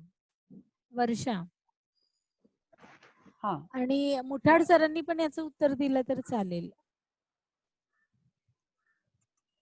वर्षा. आधी मी सरांना विनंती करीन की वैद्यकीय दृष्टीने त्यांनी त्याचा खुलासा करावा. त्याची शैक्षणिक बाजू मी जोडेन त्याला. Muthad sir please. डाव्या हाताने लिहिल्याने मुलाला काही त्रास होईल अशातली गोष्ट नाही, परंतु त्याला जबरदस्तीने उजव्या हातावर वळवण्याच्या प्रयत्नांमध्ये त्याला त्रास होण्याची शक्यता मात्र बरीच जास्त आहे. वर्षा. हा करेक्ट आहे. मुलांनी डाव्या हाताने लिहिणं हे अगदी नैसर्गिक आहे. अनेक ठिकाणी डावऱ्या माणसांचे फोटो अभिमानाने छापले जातात, की अगदी बच्चन पासून आणि अगदी भारतरत्न मिळालेल्या व्यक्तींमध्ये सुद्धा डावखुऱ्या माणसांचा समावेश आहे. त्यामुळे डाव्या हाताने लिहिल्याने मुलाचं काही शैक्षणिक किंवा अन्य कोणत्याही प्रकारचं नुकसान होईल का? तर 100% त्याचं उत्तर नाही असं आहे. जसं माणसं उजव्या हाताने लिहितात तसंच डाव्या हाताने लिहिणारी काही माणसं असतात. उलट मी असं म्हणेन खरं तर, की जी उजव्या हाताने लिहितायत मुलं त्यांनाही डाव्या हाताने लिहायची सवय द्यावी शाळांमधून काही प्रमाणात आणि जी डाव्या हाताने लिहितायत त्यांना उजव्या हाताने लिहायचं पण काम द्यावं. हे चांगलं किंवा वाईट यासाठी नसून मेंदूच्या स्नायूंना वेगवेगळ्या प्रकाराने स्टिम्युलस मिळतो ह्याच्यामुळे. अशी अनेक माणसं आहेत की दोन हातात खडू धरून ते सिमेट्री फळ्यावर किंवा अक्षरं तशी काढू शकतात आणि ती एक वेगळी क्षमता आहे. उत्तर प्रदेशामध्ये एक त्या प्रकारची शाळेचं मी आता नाव विसरले, तर त्या शाळेत मुलं 2 हातांनी लिहितात आणि त्यांच्या शाळेचा पेपर लिहिण्याचा वेळ 1.5 तासाचा असतो, जो अन्य ठिकाणी 3 तासाचा असतो आणि त्यांनी ते सगळं शास्त्रांनी सिद्ध केलेलं आहे. तर तिथे एकाच वेळेला मुलाच्या डाव्या हातात पण पेन असतं आणि उजव्या हातात पण असतं आणि दोन्ही हातांनी पण मुलं लिहितात. तर हे सुद्धा करू शकतो इतकी ताकद माणसाच्या मेंदूमध्ये आहे. तर ती युटिलाइज करावी. पण त्यासाठी आग्रह धरू नये. अर्थात ती उत्तर प्रदेशच्या शाळेचं उदाहरण अगदी वेगळं आहे. त्यांनी त्याचे वेगळे प्रयोगच केलेले आहेत 2 हातांनी लिहिण्याचे. पण ज्या घरामध्ये सर्वसामान्यपणे मूल डाव्या हाताने लिहितंय तर त्याला लिहू द्यावं. त्याला सक्ती करू नये. पण मी असं नक्की म्हणेन, की आपल्याला क्रिएटिव्हिटी मुलाची जी वाढायची आहे, त्याच्यासाठी जे प्रयत्न करायला सांगतात, तर शक्यतो ज्या गोष्टी आपण सहसा उजव्या हाताने करतो त्या डाव्या हाताने करून बघा. ज्या डाव्या हाताने करतो त्या उजव्या हाताने करून बघा. असा एक त्यातला छोटासा ब्रेन जिम संबंधी कोणीतरी प्रश्न आला होता मगाच्या ह्याच्यामध्ये, की ब्रेन जिम काय आहे?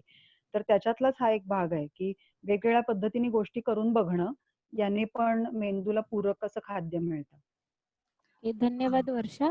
मुठाड सरांना हा प्रश्न विचारला आहे अक्षदा मॅडमनी. त्या म्हणतात की मशरूम लहान मुलांनी खाणं कितपत योग्य आहे?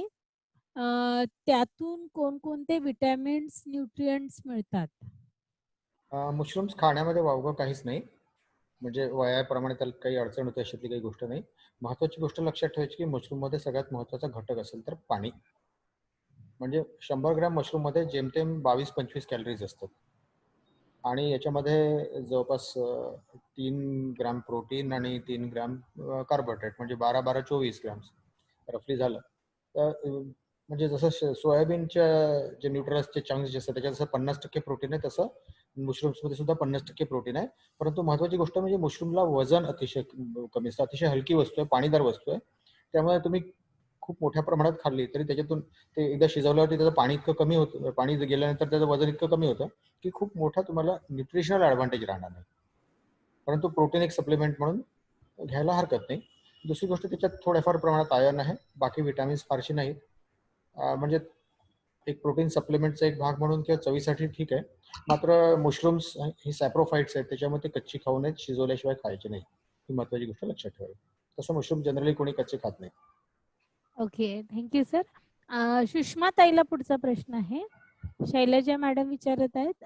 सुषमा ताई त्या विचारतात की 9 वर्षाचा मुलगा आहे आणि एकदा सांगितले तर नाही ऐकत, खूपदा सांगावे लागते, काम असो की अभ्यास. ही सवय बदलण्याकरिता काय करावे लागेल?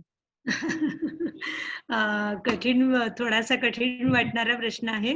त्यामुळे दिनेश सरांनी पण या प्रश्नाला येस. मदत करावी किंवा श्रुतीनेही मदत करायला हरकत नाहीये असं मला जास्त वाटतंय. कारण ह्या सगळ्या त्याची संपूर्ण म्हणजे त्याची मानसिकता कशी आहे, हे असं का घडतंय, घरातलं वातावरण काय प्रकारचं आहे, आई-वडील त्याचं लक्षपूर्वक ऐकतात किंवा नाही, त्याच्या आणि आई-वडिलांच्या वर्तनाच्या सवयी कशा आहेत, या सगळ्यावरती या प्रश्नाचं उत्तर अवलंबून आहे, असं मला वाटतं आहे. त्यामुळे याला थोडं दिनेशने जोडावं कारण तो पॅरेंटिंगचं जास्त काम ते करत असतात, असं मला वाटतं. अगदी खरं आहे सुषमाताई, तुझे म्हणतेस ते. म्हणजे मुलांना काहीतरी ते ऐकत नाही याचा अर्थ त्यांच्या ॲबिलिटीचा प्रॉब्लेम नसतो किंवा त्यांच्या लक्षात राहत नाही हा प्रॉब्लेम नसतो. बऱ्याचदा असं असतं की आपण त्यांच्याशी कसं वागलोय किंवा आजूबाजूला काय घटना घडलेल्या आहेत त्याच्यातून त्यांनी वागणं बदललेलं असतं. आणि जितकं आपण त्यांच्याशी मोकळं आणि आनंदाने वागू तितकं कोऑपरेशन वाढतं. म्हणजे कोऑपरेशन मिळण्यासाठी मी जे आधी म्हटलं ते परत एकदा रिपीट करीन की जोपर्यंत तुम्ही तुमचा विश्वास निर्माण करत नाही तोपर्यंत तुम्हाला मुलं कोऑपरेट करणार नाही. त्याच्यामुळे तुमच्याबद्दलचा विश्वास निर्माण होणं खूप महत्वाचं आहे. तुम्ही जर त्यांना कंट्रोलमध्ये ठेवायचाच प्रयत्न करत राहिला तर ते पण तुम्हाला कंट्रोलमध्येच ठेवत राहतील. म्हणजे हा प्रकार तुम्हाला कंट्रोलमध्ये ठेवण्याचा सुद्धा आहे हे लक्षात ठेवा. हो, अगदीच खरंय. म्हणजे सुसंवाद कसा साधता येईल इथनं सुरुवात करणं अत्यावश्यक आहे.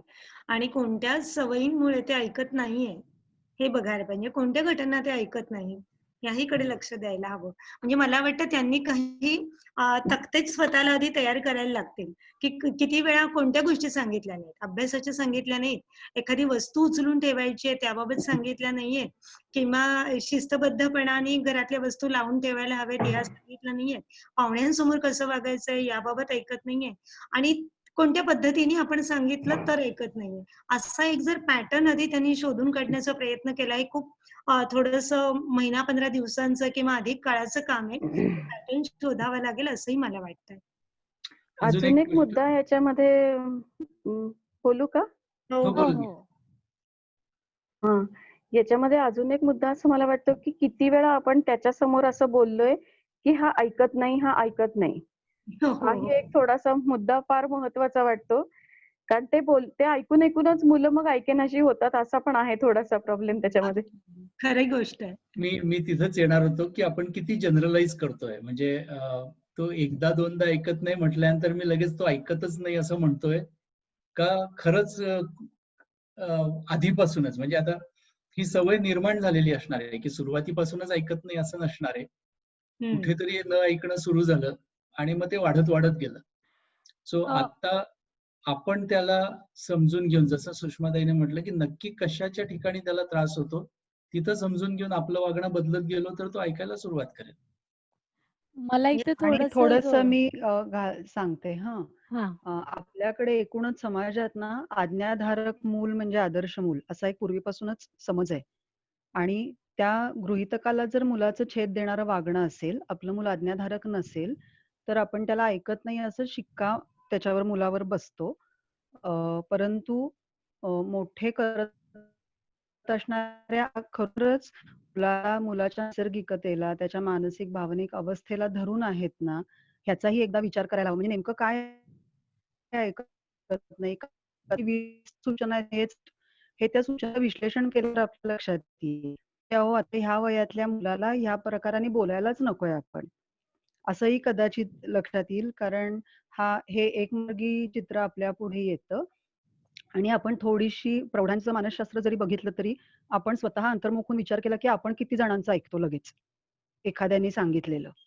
आपणही खूपदा खूप गोष्टी पडताळून बघून आपल्याला ज्यांचं म्हणणं मान्य असतं किंवा ज्या व्यक्तींना आपण मानतो त्यांचं बऱ्याचदा ऐकलं जातं. पण नाही तर खोटं बोलू नका, जगभर सगळीकडे सांगितलं जातं. अगदी साध्या साध्या गोष्टी, व्यायाम करा, या अगदी ढोबळमानाने गोष्टी आहेत ज्या प्रौढ व्यक्ती सुद्धा नकाराच्याच भूमिकेत असतात.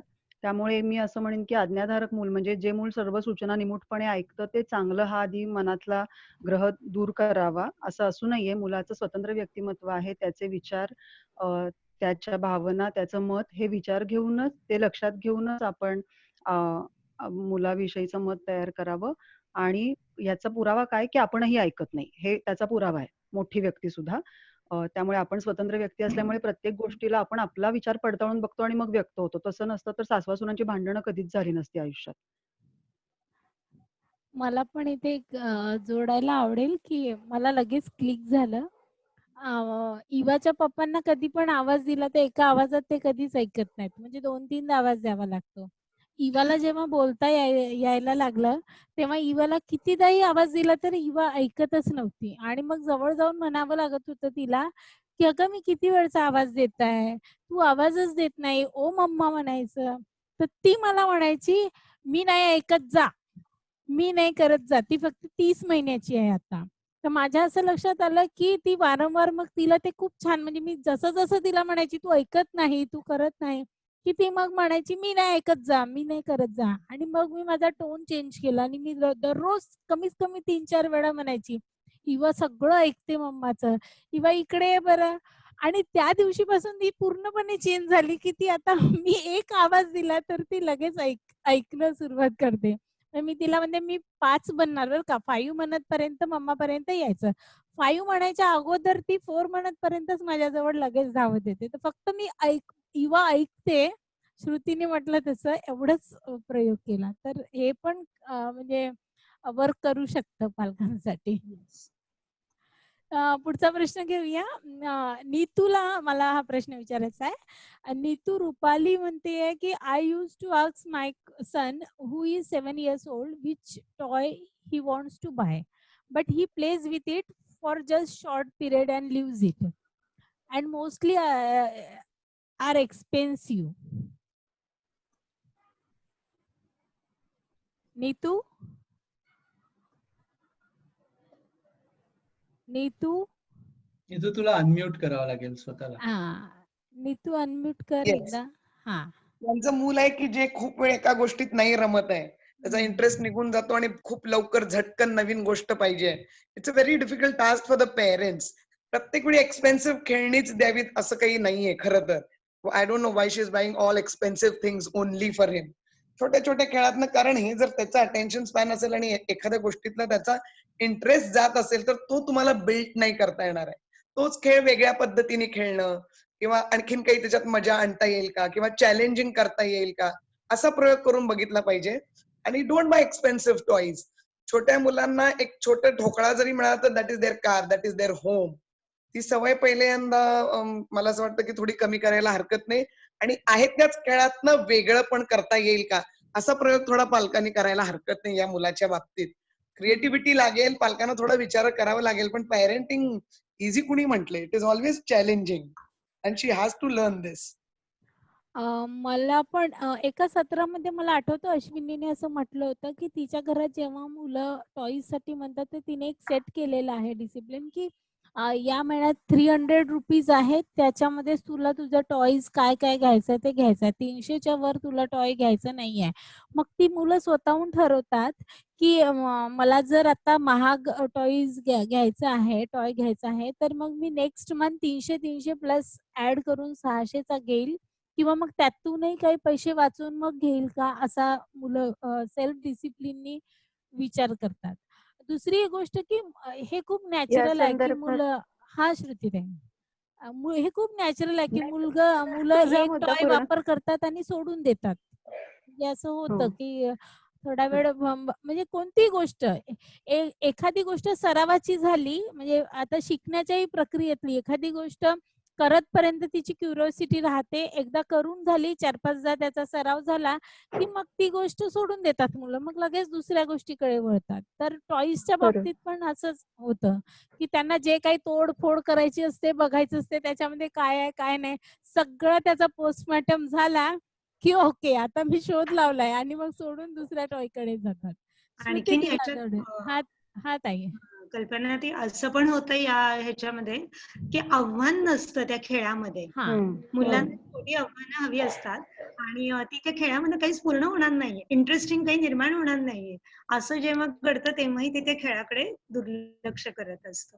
पुन्हा ते त्याच्या सवयीचा किती भाग आहे, असं नेहमीच ते प्रत्येक गोष्टीतनं दुसऱ्या गोष्टीकडे वळतं का, हाही एक मुद्दा जाणून घ्यावा लागतो आपल्याला. श्रुतीताई. या संदर्भात झीनान नावाचे एक एज्युकेशनिस्ट आहेत केरळचे, त्यांचे काही व्हिडिओज मी पाहिले होते. त्याच्यात त्यांनी असं म्हटलं होतं की मुलांना खेळण्यांचीच गरज नसते. तुम्ही एक साध्या गोष्टी त्यांना दिल्या, एखादा रिफिल, एखादा दोरा, एखादा काहीतरी दगड छोटा, तर ते त्यातनं सुषमाताई म्हणते ना, तसं त्यातनं जे आव्हान तयार होईल की आता ह्याच्यातनं मीच मला रमवायचंय आणि मीच खेळणं बनवायचंय, तर ते जास्त चांगलं आहे. त्यामुळे शक्यतो त्या प्रौढ म्हणजे अडल्टनी तयार केलेल्या खेळण्यांपेक्षा मुलांनी स्वतःहून तयार केलेली खेळणी हे जास्त छान आहेत. यासाठी अरविंद गुप्तांचं जर आपण काही हा. व्हिडिओ किंवा अरविंद गुप्तांचे वेबसाईट वगैरे याच्यावर बघितलं तर सगळे अगदी रिफिली, रिकामी पेन, खोका, स्लीपरचे तुकडे, ह्या सगळ्यातनं कितीतरी सुंदर खेळणी मुलं बनवू शकतात. हे आपण जर मुलांबरोबर करून पाहिलं तर हे प्रश्न नक्कीच कमी होतील असं वाटतं. खेळाविषयीचं एक तत्व फक्त सांगितलं जातं मुलांच्या, लहान मुलांच्या बाबतीत. मुलांना खेळणी नको असतात, मुलांना खेळ हवे असतात. खेळ हवे असतात, बरोबर. तो मुलांना त्यांचे कल्पना, खेळ मला एक तयार सांगायचंय करायचे. की जेव्हा मला अरविंद गुप्तांची ओळख झाली आणि त्यांचा तो सगळा सायन्सचा प्रकार ऑनलाईन मिळत होता, तेव्हा मला समजलं की जनरली मुलगी असतात त्यांना मणी ओवणे, हार बनवणे असे खेळ फारसे आवडत नाहीत, असं माझं स्वतःचं रिडिंग होतं. माझी मोठी मुलगी हे सगळं खूप छान करायची, पण मुलाला तो काही इंटरेस्ट फारसा जाणवला नाही. ओरिगॅमी करणं, शिवण करणं, बटन लावणं, हा माझा मुलगा करायचा नाही, नॉट नेसेसरी सगळ्याच मुलांना. पण त्यावेळी मी काय केलं होतं, एक बॉक्स आणून अरविंद गुप्तांची एक 10 खेळण्यांसाठी लागणारं सगळं साहित्य, सेलोटेप, जे आता पालकांनी हा प्रश्न विचारलाय की तो खेळत नाहीये, रमत नाहीये, त्या पालकांनी हा प्रयोग करून बघायला हरकत नाही की त्याच्यामध्ये साध्या इलेक्ट्रिशियन टेप होत्या, 6 टॉईज मी सिलेक्ट करून त्याला लागणारं साहित्य एकदाच भरलं होतं. आणि ते 6 संपल्यानंतर काही गोष्टी परत त्याच लागतात, म्हणजे कात्री you don't need not replace, tape संपली असेल तर ती भरणं, असं करत करत गेले तर ऑलमोस्ट अरविंद गुप्तांच्या साईटवर जेवढी खेळणी होती ती सगळी खेळणी विदाऊट माय गायडन्स, कारण ते ऑनलाईन त्यांचे स्टेप बाय स्टेप सगळे येत होते, ते बघून बघून तो करायला लागला. प्लस क्रिएटिव्हिटी वाढायला लागली. And I need not spend anything. मी त्याला सायन्स बॉक्स म्हणायचे. And I has to buy that every time. एक 8 दिवस झाले की we to refill that box, काय संपलंय किंवा पुढच्या खेळण्यांना लागणाऱ्या गोष्टी ज्या काही आहेत, आणि मग खेळणी बनत गेली. ज्या पालकांना प्रश्न आहे की तो रमत नाहीये आणि एक्सपेन्सिव्ह खेळणी आणली जात आहेत, त्यांनी अरविंद गुप्तांची खरंच ती साईट बघावी आणि ट्राय डुईंग दिस. एस्पेशली मुलगे लोक खूप रमतात, असा माझा स्वतःचा एक अनुभव आहे. कारण आम्ही आज शाळेत पण प्रयोग केलाय. शाळेतल्या मुलांना बक्षिसाच्या ऐवजी मी सायन्सचे बॉक्सेस दिले आणि दे आर लाईक येस, आम्हाला हे बक्षीस पाहिजे, हे बक्षीस पाहिजे, कारण त्यातनं काहीतरी करायला मिळतं, चॅलेंजिंग आहे म्हणून. सो आत्ताच्या पालकांना हे करून बघायला हरकत नाही असं मला वाटतं.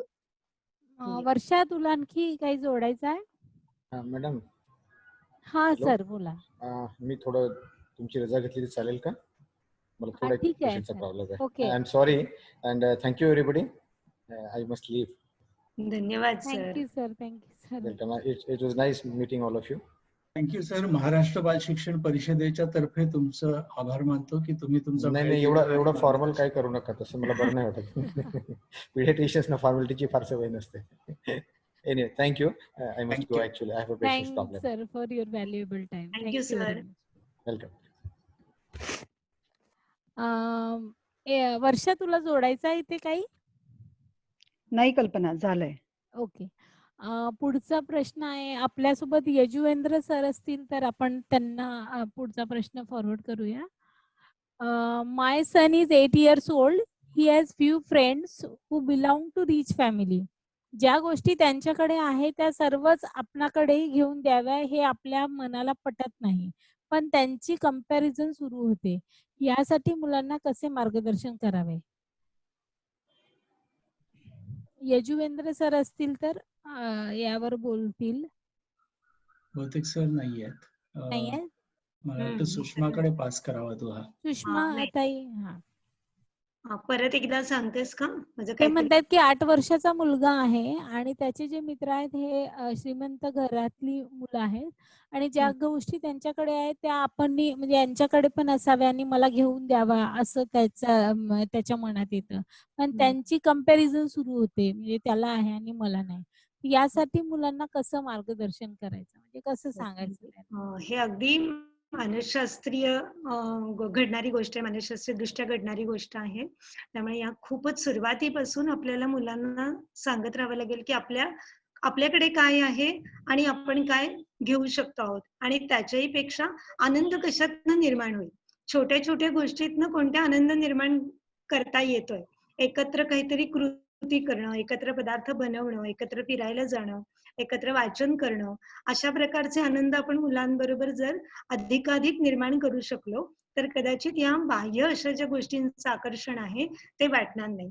किंवा मगाशी जे उदाहरण आपण घेतलं, की ₹300 आज माझ्याकडे एवढ्याच वस्तू किंमत आहे किंवा एवढेच रुपये आहेत आणि त्याच्यातनंच आपल्याला काय घेता येतील, मग त्याच्यातनं मजेमजेच्या काही गोष्टी घेता येतील का? मगाचे सगळे जे खेळांचे मुद्दे खरं तर आले, तेच जर आपण जोडले, की आव्हानात्मक हे असे क्रिएटिव्ह खेळ आणि तर आपल्याला कदाचित त्या सगळ्या गोष्टींचा मोह होणार नाही. आपल्या परिस्थितीची जाणीव करून देत राहणं हे खूप महत्वाचं वाटतंय. पुन्हा मी दिनेशला सांगेन, की त्यांनी पॅरेंटिंगच्या दृष्टिकोनातनं अजून काही गाईडन्स द्यावा. मला वाटतं तू व्यवस्थितच मांडलेलं आहे. मला अजून काही त्यात ऍड करावंसं आता तरी वाटत नाहीये.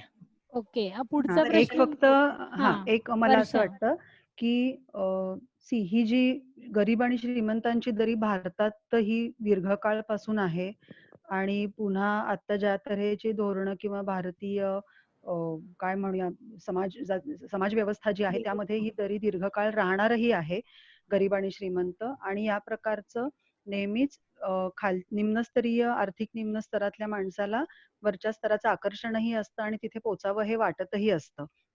हे फार स्वाभाविक आहे. आणि म्हणून आपण 2-3 हे याचे खरं तर म्हणजे मोठ्या पटलावरचा प्रश्न आहे हा. केवळ म्हणजे आपण शिक्षण आणि मुलांचा हा त्याचा एक भाग झाला. पण एक समाजाचाच क्रॉस सेक्शन घेतला तर हे दृश्य आपल्याला दिसतं आर्थिक विषमतेचं. ह्याच्यामध्ये अजून एक सुषमाताईंनी अगदी बरोबर सांगितलंय, की आनंद हा आर्थिक स्थितीवर अवलंबून नसतो. हा एक पहिला संस्कार मुलाला घरातूनच, घरातल्या वातावरणातून जाईल आणि मग लहान गोष्टींमधला आनंद या गोष्टी. आणि दुसरं, की समजा माझ्या वर्गात जी श्रीमंत मुलं आहेत, त्यांच्या इतका मी श्रीमंत झालो, की मग मी पूर्ण समाधानी होईन का? ज्यावेळेला मी त्या पातळीवर पोहोचेन, तर त्याच्यावरती पुन्हा कोणीतरी असणार आहे. आणि मी जेव्हा अगदी अंबानींच्या पातळीवर आलो, तर मला वेगळ्या गोष्टीचं काहीतरी आकर्षण असेल, की जे त्यावेळेला माझ्याकडे नसेल. त्यामुळे अशा प्रकारचं असमाधान ही एक आपली वृत्ती आहे माणसाची. ती एका तऱ्हेनं चांगली पण आहे आणि पण त्यातली म्हणजे एखादी गोष्ट चांगल्या कष्टाने मिळवण्यासाठी असमाधान असणं ही पूरक ठरते वृत्ती. कारण आपल्याकडे नाही ते मिळवायला आपण बघतो. त्यानी प्रगती पण आपली होते याही अर्थाने. परंतु कोणत्या बाबतीतलं असमाधान? येस, खूप छान जोडलं आहे वर्षाताई. बरोबर. श्रुतीताई पुढचा प्रश्न तुझ्यासाठीच आहे कदाचित. आणि त्या मॅडम म्हणतात की त्यांची मुलगी 8 वर्षाची आहे and she never tells when she is hungry or sleepy. We have to call her 3 to 4 times to eat and put her to sleep. She only wants to read and play. Is this okay? Read and play. Yeah. हा, मला वाटतं की ह्याच्यात प्रश्न नाहीये काही. मला असं वाटतं की तिला जे करायला आवडतं त्याच्यामध्ये ती तिचा वेळ घालवते आणि ते तिने करायला हरकत नाही. आणि जे काही ते खाण्याचं तिच्या लक्षात राहत नाही ते केवळ ती खूप कॉन्सन्ट्रेशननी त्या सगळ्या गोष्टी करते कारण त्या तिला आवडतात करायला.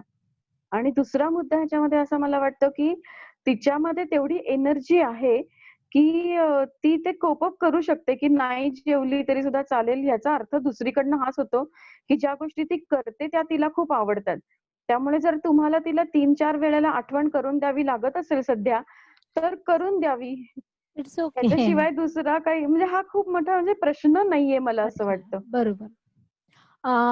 वर्षा, आता या प्रश्नाचं उत्तर तूच द्यावं कारण तू तुझ्या उत्तरामध्ये हा प्रकार बोलली होतीस की ब्रेन जिम हा काय प्रकार असतो आणि त्याची गरज आहे का? हा, मी ह्याचं उत्तर द्यायचा प्रयत्न करते, पण आता आपल्यामध्ये त्याचा अधिकार श्रुतीताईंचा आहे याविषयी बोलण्याचा. पण मला जे समजलंय ते मी सांगते, तेही श्रुतीताईंनी सांगावं की बरोबर आहे का. ब्रेन जिम ही पहिलं ह्याचं उत्तर माझ्या आकलनानुसार हो असं आहे, आवश्यक आहे. काय त्याचा एक हे आधार असा आहे त्या गोष्टीचा की मेंदूचे 2 भाग आहेत, डावा आणि उजवा. डावा मेंदू आणि उजवा मेंदू. आपण अनेकदा काम करताना कुठला तरी एक भाग प्रकर्षाने वापरत असतो त्याच्यातला. आणि जर आपल्या वर्किंग स्टाईल किंवा लाईफस्टाईल अशी असेल की मी सतत एकाच भागाचा सातत्याने वापर करत असेन, तर आपल्या पूर्ण व्यक्तिमत्व विकासासाठी आपल्याला पूर्ण सर्व बाजूने विचार करण्याच्या क्षमतेसाठी, आयुष्यातलं सौंदर्य अनुभवण्यासाठी, या सर्व बाबतींसाठी आपल्याला 2 मेंदूतलं कोऑर्डिनेशन आवश्यक असतं. दोन्ही मेंदूंनी एका वेळेला काम करणं आवश्यक असतं. पण आपल्या लाईफस्टाईल जर आपली अशी असेल की आपण सतत एकाच मेंदूला काम देतो आणि दुसऱ्या मेंदूला कमी काम मिळतंय त्या मानाने, तर आपल्याला जे आवश्यक गोष्टी आहेत, जे समाधान आयुष्यातलं मिळवायचंय, ते कदाचित लांब राहू शकतं. आणि म्हणून ब्रेन जिम मधल्या अशा छोट्या-छोट्या कृती असतात की ज्याच्यातून डावा आणि उजवा मेंदू याचा परस्परांशी कोऑर्डिनेशन वाढेल, त्याचा परस्परांशी संवाद वाढेल, जेणेकरून हे दोन्ही मेंदू एका वेळेला सक्रिय राहून आपल्याला एक समग्र चित्र अनुभवता येतं आणि पूर्णांशाने आयुष्याचा आनंद घेता येईल आणि आपण करत असलेलं काम चांगल्या तऱ्हेने करता येईल. श्रुतीताईंनी मला करेक्ट करावं किंवा भर घालावं. नाही, हे म्हणजे हे सगळे मांडलेले मुद्दे अगदी बरोबरच आहेत. त्यामुळे डाव्या आणि उजव्या गोलार्धाचा जेवढा समन्वय वेगवेगळ्या कृतीतनं साधेल, दिवसातनं अनेक वेळेला साधेल, तेवढं ते चांगलं आहे. इथे मला पानसे सरांनी जे अनेकदा सांगतात ते मला इथे सांगावंसं वाटतंय की आपला सगळा अभ्यास जो काही मुलं करतात तो सगळा लेफ्ट ब्रेननी करतात. म्हणजे वाचन असो, लेखन असो, पाठांतर असो, जे काही असो. त्याला जर उजव्या मेंदूतल्या क्रिएटिव्हिटी, कल्पनाशक्ती, रंग, भावना या सगळ्याची जोड दिली तर ते शिक्षण पण एका अर्थाने पूर्ण होणार आहे. त्यामुळेच हे ब्रेन जिम असं नाव द्या किंवा डाव्या उजव्या मेंदूचा समन्वय असं नाव द्या, पण ते सगळं आपल्या मेंदूसाठी योग्यच आहे असं मला वाटतं. आणखीन एक त्याच्यात असंही ब्रेन जिम मध्ये असतं की दोन्ही हातांनी करण्याच्या कृती किंवा हाताने आणि पायाने करण्याच्या कृती या 2 भिन्न प्रकारच्या असतात. आणि या 2 भिन्न प्रकारच्या कृती केल्यामुळे मी माझ्या खेळाच्या सेशन मध्ये 1-2 दाखवल्या होत्या की उजव्या हाताने जर मूठ बंद केली आहे तर डाव्या हाताने ती उघडायची. हो हो. हा, म्हणजे अशा जर 2 प्रकारच्या कृती चालू असतील तर त्याच्यामध्ये आपलं एकाग्रता अधिक होत असते. आणि मग तेव्हा केवळ डोळ्यांनी बघायचं नसतं, तर जणू काही मनःचक्षूंनी बघायचं असतं की ब्रेननी लक्ष ठेवायचं की आपल्याला कृती वेगळ्या कोणत्या करायच्या आहेत. जर डोळ्यांनी बघायला गेलो तर त्या आपल्या कृती चुकत असतात. त्यामुळे खूप अवधान टिकवून ठेवणं हाही त्याच्यातला एक भाग आहे. आणि जो वर्षाने सांगितलं की डाव्या आणि उजव्या दोन्ही मेंदूला त्यामुळे खाद्य पुरवलं जात असतं. एक फक्त सांगेन की आपल्याला फक्त ना आयुष्यात खूप पैसा मिळाला म्हणून आपण आनंदी राहत नाही. आपलं आयुष्य आस्वाद्य पण असावं लागतं. आपल्याला खूप लहान-लहान गोष्टींचा आनंद घेण्याची क्षमता पण त्याच्या जोडीला असावी लागते. आणि ती टिकवून ठेवायची असेल, किंबहुना ती टिकून राहिली, तरच आपण येणाऱ्या संपत्तीचा आनंद चांगल्या पद्धतीने घेऊ शकतो. आणि म्हणून हे जीवन आस्वाद्य करण्यासाठी आजूबाजूचे रंग, सौंदर्य, भाषेतलं सौंदर्य, हे क्रिएटिव्हिटी हे सगळं मला साधायचं असेल, तर आपल्याला हे आवश्यक आहे गोष्ट. आणि अगदी ब्रेन जिमच्या आपण गोष्टी करून बघितल्या ना, तर ते इतक्या गमतीशीर आहेत, म्हणजे आपल्याला रमवून पण ठेवतात, आवडतात आपल्याला गोष्टी करायला. आपला वेळही चांगला जातो. म्हणजे मगाशी जसं नीतूनी सांगितलं ना, की आता ऑनलाईन आम्ही गोष्टी घेणं भाग आहे आपल्याला आणि मुलांचं तरी अटेन्शन ठेवणं भाग आहे. तर त्याच्यामध्ये आपण ब्रेन जिमच्या रोज एखाद्या 1 तासानंतरच्या ऍक्टिव्हिटीज जरी त्या शालेय पाठाचा भाग म्हणूनच आत्ता करून टाकल्या, तर मेंदूवरचे होणारे परिणाम थोडे आपल्याला कमी करता येईल. म्हणजे विपरीत परिणाम थोडे कमी करता येतील. ओके. आणि पुढचा प्रश्न मला दिनेश सरांना फॉरवर्ड करायचा आहे की अनुपमा मॅडम विचारत आहे की मुक्त शिक्षण आणि अधिनियम आणि परीक्षा यांचे गणित कसे जुळवता येईल.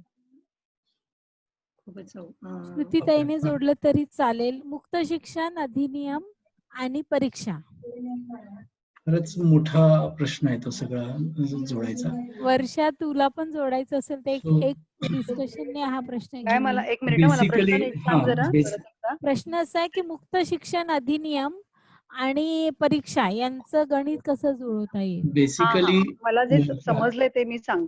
हा सर तुम्ही म्हणजे बोलताय. मला असं वाटतंय की कन्व्हेन्शनल थिंकिंगच्या बाहेर जाऊन विचार करायचा गरज असलेला प्रश्न आहे हा.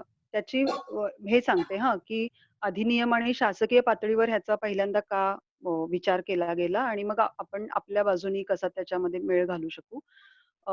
अनेकदा काही मुलांचे आता एकीकडे जसं जसं सर्वच बाजूनी ज्ञान मुक्त होत आलेलं आहे, वेगवेगळी क्षेत्र आता करिअरची खुली होत आलेली आहेत, आपल्या आजूबाजूला दिसतायत आणि त्यामुळे नाही म्हटलं तरी पूर्वीचा जो अगदी दोनच मेडिकल आणि इंजिनिअरिंग असं जे करिअरचे दोन प्रांत सतत मानले जायचे, तो भाग थोडा आता मागे पडताना दिसतही आहे.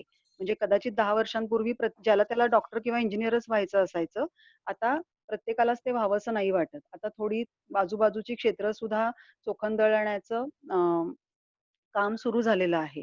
त्यामुळे अनेक पालक सुद्धा आपल्या मुलाचा स्पार्क बघून मुलांना आणि वाढलेला मीडिया सुद्धा म्हणजे आता टीव्हीवरच्या कार्यक्रमांमुळे का असेना लोकांना वाटतं की गायक व्हावं आपल्या मुलांनी, गायनामध्ये करिअर करावं किंवा खेळाडूंना मिळणारं प्रसिद्धी, त्यानंतरचं एक्सपोजर याही मुळे का असेना मुलातल्या खेळालाही आता प्रोत्साहन देण्याचं काही काम सुरू झालेलं दिसतं आणि असं अन्यच बाबतीत. त्यामुळे अगदी झापडबंद पद्धतीने मेडिकल आणि इंजिनिअरिंग हे आता प्रथा हळूहळू मागे पडत चाललेली आहे आणि मुलांना वेगवेगळ्या क्षेत्रांना सामोरं जाऊ देणं, त्यांना एक्सपोजर देणं या प्रकाराने.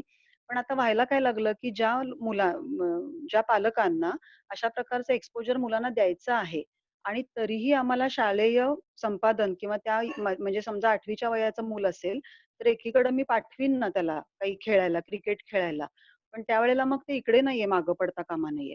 त्यावेळेला मुलांची तयारी काय असते, जी मुलं अशी कष्ट घ्यायला तयार असतात की नाही माझ्या करिअरसाठी मी भरपूर क्रिकेट खेळीन आणि उरलेल्या 2 तासात मी करीन ना गणित, पण मी आधी क्रिकेट खेळून येतो, मी आधी गाणं म्हणून घेते, मग मी करीन ना मला करायचंय ते. तर अशी सोय आत्ताच्या आपल्या पारंपरिक शिक्षण पद्धतीमध्ये 11 ते 5च्या शाळेमध्ये नाही. मग जी मुलं की त्यांना आपलं करिअर करायचंय, त्यांना आपली आवड जोपासायची, छंद जोपासायचा आणि ते काम पूर्ण वेळाचं करायचंय आणि तरीही एका कोणत्यातरी पातळीवर गेल्यावर मला सर्टिफिकेटची गरज भासते बाबा. मला 10वीचं काहीतरी आवश्यक आहे. सर्टिफिकेट पाहिजे. मला पुढच्या कुठल्या गोष्टींसाठी मला अप्लाय करायचं असेल तर मला हा कागद आवश्यक आहे. तर मग ती संधी मला मिळायला हवी की नाही? तर तशी सोय शासनाने या मुक्त शाळा अधिनियमाने करून दिलेली आहे, की तुम्ही तुमचे छंद, तुम्हाला ज्याच्यामध्ये तुमचं करिअर करायचं आहे ते तुम्ही करू शकता आणि महिन्यातनं काही 1-2 दिवस त्यांनी ते ठरवून दिलेत आठवड्यातले आणि त्याला शाळा जोडून दिल्यात तुमच्या परिसरातल्या, की तिथे एनरोल व्हायचं मुलांनी. आठवडाभर त्याचं त्यानं काम करावं, खेळावं, त्याचे जे काही आवडीच्या क्षेत्रातला त्याचा संचार आहे तो करावा. महिनाभराने जाऊन त्यानं तिथनं त्याचं जे काही त्याला वर्कबुक्स दिलेले असतील ते घेऊन येऊन सोडवावेत, पूर्ण करावेत आणि फायनली परीक्षेला सगळ्या मुलांबरोबर बसावं. जेणेकरून त्याचा हाही प्रवास सुरू राहील आणि तो मुख्य प्रवाहाच्या बाहेरही पडणार नाही. असा एक समन्वय साधण्याचा तो शासनाचा प्रयत्न आहे. येस. छान स्पष्टीकरण केलंस वर्षा. आता दिनेश सर हा प्रश्न मला असं वाटतं की तुम्हीच हँडल करू शकता. रुपाली मॅडम म्हणतात की my husband is very firm on his parenting methods and I am on the other hand follow and prefer more kid friendly approach. It is very difficult for me to get him on the same page. Moreover, son is very emotional and father is very strict, and if things are not done properly, he at times shouts at him, and my son feels very bad. So how to tackle? So हा मुलांचा प्रश्न नसून relationship मधला प्रश्न आलेला आहे. म्हणून मला असं वाटलं तुम्ही काय सांगावं. एक सांगू सर थोडस. हा वर्षा. एक म्हणजे बघा मला असं वाटतं की हा अगदी त्यांचा खरा प्रश्न आहे की वडील तापट आहेत वगैरे. खरं तर आपल्या पारंपरिक कुटुंबांमधलं वडिलांचं चित्रण करा म्हटलं तर कोणीही हेच करील. पूर्वीच्या काळी वडील म्हणजे काय तर तापट असणारे, ज्यांची भीती वाटावी. तर ह्या हम्म. सर्व याच पद्धतीच्या परंपरेतून आपण सर्व मोठे झालो, तर असं भयंकर काही आपल्या आयुष्यात भयंकर विपरीत घडलं नाही. म्हणजे काही नुकसान नक्की झालं असेल, पण मी त्या ताईंना फक्त आधार देऊ इच्छिते, की असं विलक्षण असं काही घडणार नाही. कारण आपण सर्वच जणच आपल्या वडिलांचं, आजोबांचं वर्णन हेच ऐकत आलोय. ते खूप तापट होते, खूप तापट होते आणि असंच त्यांच्या स्वभावाचा विशेष आपण ऐकत आलोय. तरीही आपण असं दिसत नाही, की त्यांना कोणी म्हणजे मुलं आणि वडिलांमध्ये काही कसंही झालं तरी ते वडील आई-वडील राहत होते. मुलांनी आपापलं करिअर केलं वगैरे, वगैरे. मी असं नाही म्हणत, की ते चांगलं आहे किंवा योग्य आहे सुरू राहावं. थोडं नुकसान नक्की झालं असेल, पण तुम्ही असं ह्याच्यामध्ये घाबरून जायचं कारण नाहीये, की अस्वलाला जर का आणि खूप कधी भरून न येणारं नुकसान होईल का? तर तसं घडणार नाही. अर्थात संवाद सोडवायला लागेल. पण तुम्ही आश्वस्त राहा. दिनेश सर ह्याला काय म्हणतील? आणि मी तर बोलू तुझा का थोडं? तुझाच मुद्दा घेऊन पुढे बोलतो थोडस, की आपण जर मुलाचा विचार करत असू तर हे खूप महत्वाचं आहे की मुलावरचा जो स्ट्रेस निर्माण होतोय तो वेळोवेळी रिलीज करत राहायला पाहिजे. तो जर रिलीज होत राहिला तर मग मुलं स्वतःची स्वतः त्यांना डेव्हलप करू शकतात. आणि त्यांना स्ट्रेस रिलीज करणं म्हणजे काय, तर त्यांना व्हॅलिडेट करत राहणं, की ते ज्यावेळी अपसेट होतात, बाबांच्या वागण्याबद्दल काहीतरी वाटतं, त्यावेळी त्यांना जे वाटतं आहे त्या वाटण्याला आपण सपोर्ट करणं, योग्य अयोग्यच्या भानगडीत पडायचं नाही. पण त्यांना वाटू शकतं, कारण असं घडलं की आपल्याला असा त्रास होऊ शकतो. जो तुला त्रास होतोय, तुला वाईट वाटतंय, ते मला कळतंय की तुला या सगळ्या गोष्टींमुळे वाईट वाटतंय. आणि त्यातनं मुलं बाहेर पडतात, म्हणजे त्यांना नुसताच इमोशनल आधार मिळाला की ते बाहेर पडतात. दुसरी गोष्ट, आपण शक्यतो मुलांच्या समोर बाबांचं कसं चुकतंय किंवा ते तापटे म्हणजे कसे वाईट आहे, या प्रकारचा उल्लेख व्हायला नको. तो सगळा जो स्ट्रेस आहे तो आपण ऍब्झॉर्ब करून मुलांपर्यंत प्रेमच जाईल याची काळजी घ्यायची. आणि बाबांचे पण काही चांगले गुण असतात, म्हणजे त्यांचे प्रश्न विचारण्याच्या पद्धती असतील, त्यांचे लाड करण्याच्या त्यांच्या पद्धती असतील. सो त्या गोष्टी आपण वेचायच्या आणि त्याच्याबद्दल मुलांना सांगायचं, की जरी तुला या ठिकाणी बाबा तापट दिसतायत तरी त्या ठिकाणी ते तुझ्यावर प्रेमच करतात ना. असं करून ज्यावेळी आपण त्यांच्याशी बोलू आणि प्रेम देऊ, त्यावेळी मुलं कोप अप करायला शिकतात. सो श्रुतीताई, तुझ्याकडे काहीतरी हा, आहे मला. एकच मुद्दा होता मला फक्त, की ज्या ज्या वेळेला घरात अशी काही परिस्थिती असते, एक माणूस तापट असतो वगैरे, तर त्यावेळेला मुलांवर 2 प्रकारे परिणाम होऊ शकतात. एक तर ती तशीच होतात, कारण का तर अनुकरणातनं त्यांनी तेच बघितलेलं आहे. आणि दुसरा धोका असा आहे की नाहीतर मग ती भित्री होतात, की अशा माणसांच्या मागे लागायलाच नको. पण जसं दिनेश सरांनी सांगितलं, की काही झालं तरी त्याच्यानंतर जर शहाण्या माणसाने जर बोलणं केलं मुलांशी, तर ती मुलांना त्याच्यातनं बाहेर यायला मदत होईल. मला पण थोडं जोडायला आवडेल, कारण माझ्या घरात थोडीफार तशी परिस्थिती सुरुवातीला होती. दिनेश सरांना माहिती आहे, मी बरंचसं त्यांच्याशी शेअर करत होती. इवाचे पप्पा थोडे तापट आहे, पण मुलीच्या बाबतीत खूप ते सेन्सिटिव्ह सुद्धा आहेत. तर मी त्यांचा तोच मुद्दा हेरला, की ते सेन्सिटिव्ह आहेत आणि मला ते माहिती होतं. आणि वारंवार मी त्यांच्याशी जेव्हा ते रिएक्ट व्हायचे, म्हणजे तिने थोडं पाणी सांडवलं तरी त्यांना थोडंसंही घरात घाण पडलेली वगैरे आवडायची नाही. मग चिडायचे ते तिच्यावर. आणि मग त्यांचं चिडून झाल्यावर तिला जवळ घेऊन, तिला समजावून झाल्यानंतर तिच्या पप्पाला मी जेव्हा केव्हा आम्हाला म्हणजे आम्ही बोलायचो तेव्हा सांगायचे, की तुमचं हे चिडणं कितपत योग्य होतं, त्याचा तिच्यावर काय परिणाम होऊ शकतो. आणि ते बऱ्यापैकी मोबाईल हाताळतात म्हणून मी त्यांना त्या वेबसाईट सांगायची, इथे जाऊन शोधा. तुम्ही इतका वेळ मोबाईलवर राहता ना, मग शोधा त्याची सायंटिफिक कारणं काय आहेत. आणि माझं एकच स्टेटमेंट आजही त्यांना असतं, की तुम्हाला तुमचं मूल तुमच्यासारखं हवंय तापट आणि जेव्हा तेव्हा असं रिएक्ट होणारं, की अगदी शांत हवंय आणि त्यांनी समोरचे आलेले प्रॉब्लेम्स बिलकुल काय फेस करायला हवेत आणि सगळ्यांच्या समोर त्यांनी एकदम आत्मविश्वासपूर्वक उभं राहायला हवं, असं हवंय. आणि जर तसं हवंय, कारण मी ऑफिसमध्ये गेल्यावर ती पप्पांसोबत राहते आणि माझ्या असं लक्षात येतं, की ती पप्पांसोबत जर जास्त राहिली, तर पप्पांचा स्वभाव तिच्यावर पडेल आणि मग त्यांना वारंवार सांगून आता एक जवळपास 3 म्हणजे इवा 30 महिन्याची आहे, ते 30 महिन्यानंतर मला 50% बदल त्यांच्यामध्ये पण दिसतोय. तर हा जो आहे रिलेशनशिप प्रॉब्लेम, हा फक्त एकमेकाशी डिस्कस करून त्यांना आपलं म्हणणं थोडं पेशन्स ठेवून पटवून दिलं तरच मला असं वाटतं अनुपमाताई तो प्रॉब्लेम सॉल्व्ह होईल असं मला वाटतं. कल्पना, हा नीतू बोल.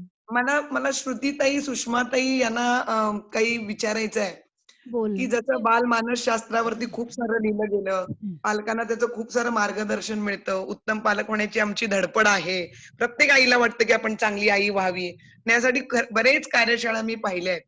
पण काही वेळेला मला असं वाटतं की श्रुतीताई, अशी काही पुस्तकं आहेत का की ज्याच्यामध्ये आई मानसशास्त्र मुलांना सांगणारं काही आहे का, की ज्याच्यामध्ये मुलं समजून घेतील आईचं? कारण आई पण, जसं मी म्हणते की मुलाचं वय 20, तर माझंही वय 20च आहे आई म्हणून, आणि मग त्यांना मार्गदर्शन करणारं कोणी आहे का?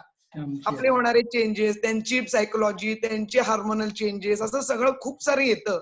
कारण किंवा मी नीतू ह्याच्या बाबा मानसशास्त्र पण असायला हवं बरं का. आपल्या समाजात बाबा मानसशास्त्र थोडक्यात कमी चालेल, पण आई मानसशास्त्र आणि ते मुलांपर्यंत जाणारा प्लॅटफॉर्म काही वेळेला त्यांनी समजून घेणं, कारण अगदी लहान नसतील पण निदान टीनेज वयाच्या मुलांसाठी असे काही प्लॅटफॉर्म्स, प्रत्येक वेळी काउन्सिलर कडे जाणं म्हणजे त्यांना ते मान्य नसतं, तर त्याबद्दल काही गायडन्स करता येईल का? असं काही पुस्तक वगैरे आहे का असं मला अजिबातच माहिती नाही. पण आपणच लिहायला हवं सगळ्यांनी मिळून. मी एक फक्त ऍड करीन मला ह्याच्यामध्ये. वाटतं आता हा. आम्ही जे वर्कशॉप घेतोय ना टीनेज साठी, आता एक्झॅक्टली नीतूचा जो प्रश्न आहे त्या प्रश्नाला टार्गेट करूनच आम्ही कोर्स डिझाईन केलाय, आणि तो फक्त टीनेज मुलांसाठी. त्याच्यामध्ये मुलांना असं सांगितलं जातं की तुमची आई आता 40 ते 45च्या वयात आहे, कारण त्या टीनेजच्या मुलांच्या आईचं वय लक्षात घेतात, आणि तुमच्या वयात हे तिच्या हॉर्मोन्स मध्ये, तिच्या सगळ्या जैव साखळीमध्ये, तिच्या आयुष्यातल्या हे बदल होत आहेत, आणि म्हणून तुम्हाला तुमची आई अशी अशी वागताना दिसेल, तर त्याचं कारण हे आहे. अशा प्रकारचा कोर्स आम्ही आता नव्याने डिझाईन केलाय आणि आता सुरू केलाय. त्याचे आम्ही आठवड्यातनं 2-2 तास घेतोय, आणि मुलं ते खूप एन्जॉय करतायत, कारण त्यांनाही या प्रकारचं पूर्वी बोलणं कोणी केलं नाहीये. आई नुसतीच कधी कधी चिडताना दिसते आणि त्याच्या मागची कारणं कळत नाहीत, आणि आता मुलांना त्याचं उत्तर देण्याचा एक छोटा प्रयत्न आम्ही. वर्षा अनम्यूट झाली आहे का? म्यूट झाली.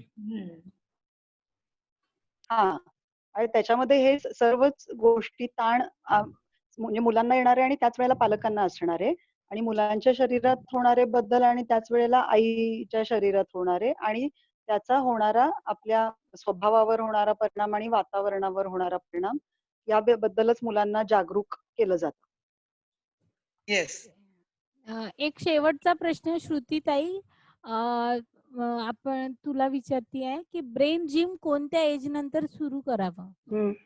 आधी जरा आधीच्या प्रश्नात मला जोडायचं होतं थोडं, हा. की अक्षरनंदन शाळेमध्ये मोहन देस नावाचे जे एक आहेत आपले, तर त्यांनी असंच एक खूप सुंदर वर्कशॉप घेतलं होतं 10वी झाल्यानंतर मुलांचं, आणि बिनधास्त मुलं आणि मुली एकत्र, काही वेळेला वेगळे, पण वेगवेगळ्या विषयांवर त्यांना एकत्र केलं होतं, आणि ते वर्कशॉप खूप छान झालं होतं. आणि ते खूप छान घेतात हे वर्कशॉप, की ज्याच्यामध्ये आईला पण समजून घेणं आहे, बाबाला पण समजून घेणं आहे, स्वतःला समजून घेणं आहे, आणि समाजाला, असं सगळं ते खूप छान एक वर्कशॉप कंडक्ट करतात. आणि दुसरं हे ब्रेन जिमचं जे आहे, त्याला असं काही एज ग्रुप खास असं नाहीये. खरं तर आपण जे म्हणतो ना, की 8 वर्षापर्यंत मुलांनी जेवढ्या हालचाली केल्या, तर ते त्यांच्यासाठी चांगलंच असतं. कितीही हालचाली केल्या तरी सुद्धा त्याच्यातनं त्यांच्या विविध भावनांचा निचरा होत असतो, आणि मुलांच्या मध्ये मानसिक समस्या निर्माणच होत नाहीत. त्यामुळे शक्य तेवढी हालचाल करू द्यावी. आणि नंतर जेव्हा मुलं असं बसून थोडं टीव्ही समोर, थोडं मोबाईल, त्यावेळेला खरं तर या ब्रेन जिमची जास्त गरज आहे असं मला वाटतं, आणि ऍडल्ट पर्यंत सगळ्यांना गरज आहे ब्रेन जिमची. अगदीच. आणखीन एक त्याला जोडता येईल की 4 वर्षाची मुलं स्नायूंवरती नियंत्रण ठेवायला लागलेली आहेत, आणि त्याच्यामुळे त्याच वेळेला त्यांना जर 2 हातांच्या 2 पायांच्या वेगवेगळ्या हालचाली करायला सवय किंवा करून, तर ते सहज झालं. सहजच त्यांच्या ब्रेन मध्ये त्या घडामोडी घडायला लागतील आपोआप. मम्मा जवळ आणि म्हणजे खूप अवधान टिकवायची वेळ नंतर आपल्याला मावशी दाखवते. येते तशी नाही येणार त्यांना. त्यामुळे 3-1 वर्षांचा काळ खूप चांगला आहे छोट्या हालचाली बघ मावशी दिसते. विरुद्ध हालचाली मावशी देण्यासाठी. आणखीन पण एक आपण करू शकतो, अनायसेचे घडेल मावशी. ते, की आपल्याकडे समाजामध्ये संस्कृतीनुसारच डाव्या हाताने ह्या गोष्टी करू नयेत, त्या अशुभ मानल्या जातात, उजव्या हातानेच हे करावं वगैरे, असे जे समज आहेत त्यानुसार आपण मुलांच्या वागण्याला नियंत्रित करायला बघतो. तर ते त्या गोष्टी तशा प्रकारच्या सूचना मुलांना करू नयेत. डावा हात आणि उजवा आपण साधा विचार करूया, की मला जर डावा हात नसेल तर चालणार आहे का? अशुभ किंवा अपवित्र आहे त्या डाव्या हाताचं काही. हो मग हात नसून मला चालणार नाहीये. बरोबर. त्या हाताचं महत्व किती आहे आणि असं असताना एखादी गोष्ट डाव्या हाताने का नाही करायची मुलांनी? मुलाला जरूर डाव्या हाताने जीव द्यावं. त्यामुळे कधीच आपल्या कोणत्याही शरीराच्या म्हणजे पाय पडला, पाय मला नसून चालणार आहे का? म्हणजे हा मला विचार कधी झाला, माझ्या मुलीने मला विचारलं, की "आई, पाय लागला तर आपण नमस्कार करतो, हात लागला तर का नाही करत?" हम्म. म्हणजे पाय तुमचा काय नेमकं काय पायाचं स्थान आहे? पाय हे मला मला वाटतं आवश्यक असणारं इंद्रिय आहे. तर तो आपल्याला अशुभ का मानतो? तो अपंग माणसांच्या व्यथा वेगळ्या आहेत. म्हणजे मला पाय आवश्यक आहे आणि तो अत्यावश्यक अवयव आहे. तर तो लागला तर त्याच्यामध्ये अशुभ का? किंवा काय म्हणजे वाईट का? याचं उत्तर माझ्याकडे नव्हतं आणि मग विचार सुरू झाला आणि ह्याच्यावरून पोहोचले, की मुलांना आपण नको म्हणूया, की हे डाव्या हाताने करू नकोस, तर त्याच्यासाठी हा हात वापरू नकोस वगैरे ह्या प्रकारच्या गोष्टी आपण बंद केल्या तरी ब्रेन जिम सुरू केल्यासारखंच आहे. खूप हो. आत्मचिंतन खूप जबरदस्त आहे. खरंच आहे. आणि अगदी दररोजच आपण मुद्दामूनच या कृती दोन्ही हातांनी वेगवेगळ्या करून बघायला हरकत नसते. आणि अग- वर्षाच्या याला जोडायला की पांचे सर तर नेहमीच म्हणत असतात की मग पाय लागला तर नमस्कार केला जातो, मग हात लागला तर नमस्कार का नाही केला जात? तोही एक अवयवच आहे ना, म्हणजे मग त्या अवयवाला निषिद्ध मानण्याचं काहीच कारण नाहीये. बरोबर. आणि मला वाटतं पूर्वीच्या काळी चप्पल घालण्याची पद्धत नव्हती, मग पाय खराब व्हायचे म्हणून ते निघालं असेल एक्झॅक्टली. एवढंच मला वाटतं. सगळे नियम हे शास्त्रीय आहेत, ते काळानुरूप शास्त्रीय आहे. काळ बदलल्यानंतर त्याचा कॉन्टेक्स्ट गेलेला आहे. हां. एक्झॅक्टली. आणि पाय लागण्याचा संबंध हा स्वच्छतेशी आहे. हा असं गृहीत आज धरलंय, की पाय असंही अस्वच्छ असतात असंही म्हणून बघूया ते लागू नये. असंही बघूया की भारतामध्ये घरामध्ये पादत्राणं आणायला परवानगी नाहीये. हो. पण हो. अमेरिकेसारख्या देशांमध्ये आहे, पाश्चात्य देशांमध्ये. मग फरक काय पडला? तर त्यांची जी हो स्वच्छता आहे बरोबर. ती तेवढी स्वच्छता आहे. ते चिखलात नाही जात. ते कारमधून आणि कॉन्क्रीटच्याच ठिकाणी, स्वच्छ ठिकाणीच फिरत असतात. आपल्याकडे आपण चिखलातून, मातीतून इकडून तिकडून फिरून घरात येत असतो. त्याच्यामुळे आपल्याला अजूनही ते मान्य नाहीये की आपली पादत्राणं घरात यावी असं. So, हम्म. तशा टाईपचे ते फरक आहेत. आपण मुलांनी, टीनेज मधल्या मुलांनी प्रश्न विचारले तर अशा पद्धतीने उत्तरं देऊ शकतो. जरा विचार केल्यावर सापडतात ही उत्तरं.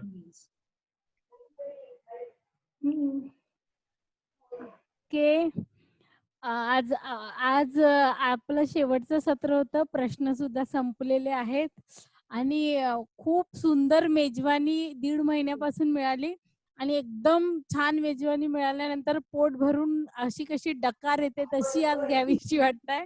कारण सगळ्यांच्या प्रश्नाची उत्तरं मिळाली. सगळे समाधानी झालेत.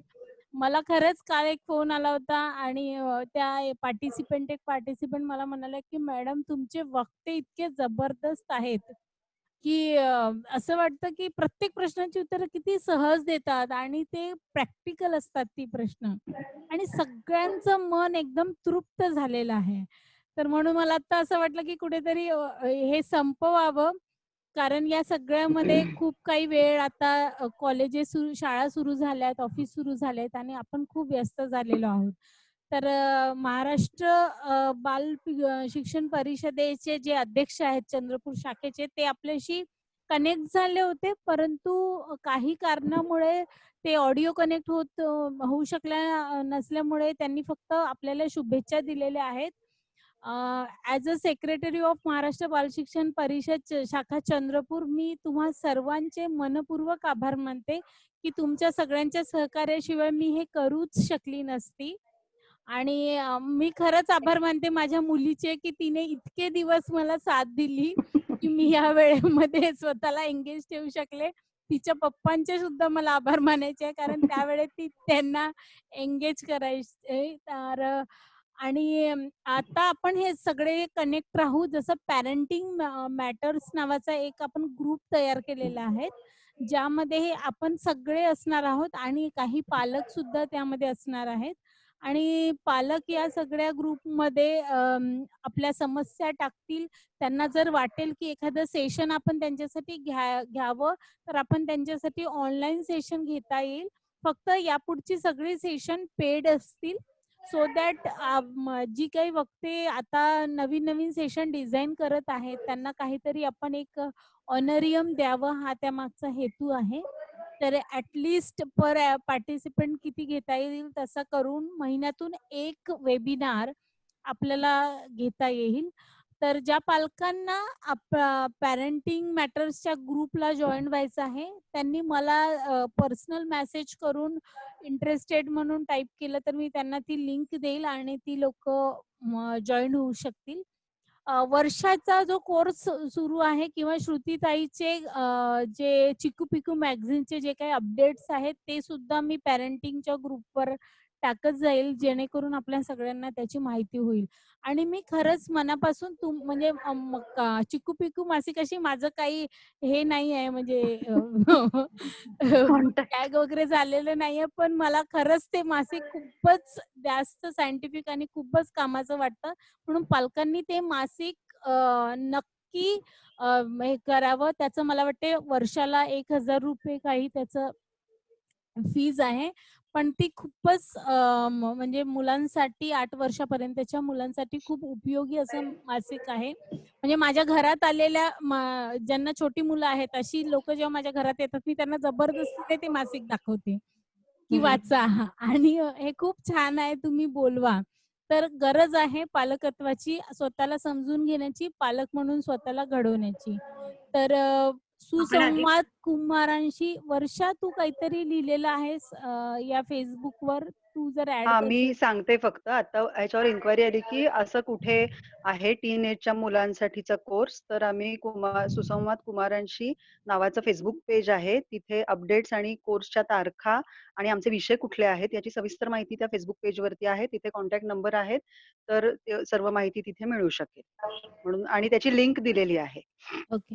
तर सर्वात उत्तम मार्ग तुम्ही पॅरेंटिंग मॅटर्सच्या ग्रुपला कनेक्ट राहणं. तिथे तुम्हाला मी सगळे अपडेट्स देऊ आणि जे काही असेल ते पुढच्या महिन्यामध्ये तुम्हाला ज्या ज्या गोष्टीची आवश्यकता असेल ते सेशन्स आम्ही तुमच्यापर्यंत पोहोचवण्याचा प्रयत्न करू. आणि आणखीन एक जोडावंसं वाटतंय, आपण वेगवेगळ्या परिषद शाखांमार्फत काही प्रोग्राम आपण तयार करत होतोय आणि ते पोहोचवण्याचाही प्रयत्न करत राहू, जेणेकरून अनेक जिल्ह्यांमधनं आपल्याला हा सगळा एकमेकांशी जोडला जाणं राहू शकतं.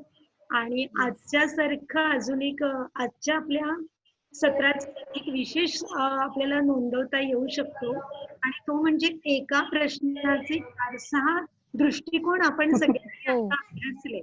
म्हणजे आणि जे बालरोग तज्ञ आपल्या सोबत होते त्यांनी सुद्धा आपला दृष्टिकोन मांडला की तो खूपच महत्वाचा होता. त्यामुळे या प्रकारचे आपण प्रश्नोत्तर करत राहणं हा एक खूप आपल्या सगळ्यांच्याच आनंदाचा भाग असणार आहे असं मला वाटतं. म्हणजे प्रत्येक याला आपल्याला 4-6 आयाम मिळाले. हो, म्हणजे मी बघत होती श्रुतीताईच्या चेहऱ्यावरचे भाव, दिनेश सरांच्या चेहऱ्यावरचे भाव, की नाही मला हे पटतंय, मला ते जोडावंसं वाटतंय. हा किती नवीन मुद्दा आहे. म्हणजे ते सगळं फेशियल एक्सप्रेशन्सने दिसत होतं. आपल्या सगळ्यांना इनरिच करण्याचा हा एक प्रवास होता जो तुमच्यामुळे शक्य झाला.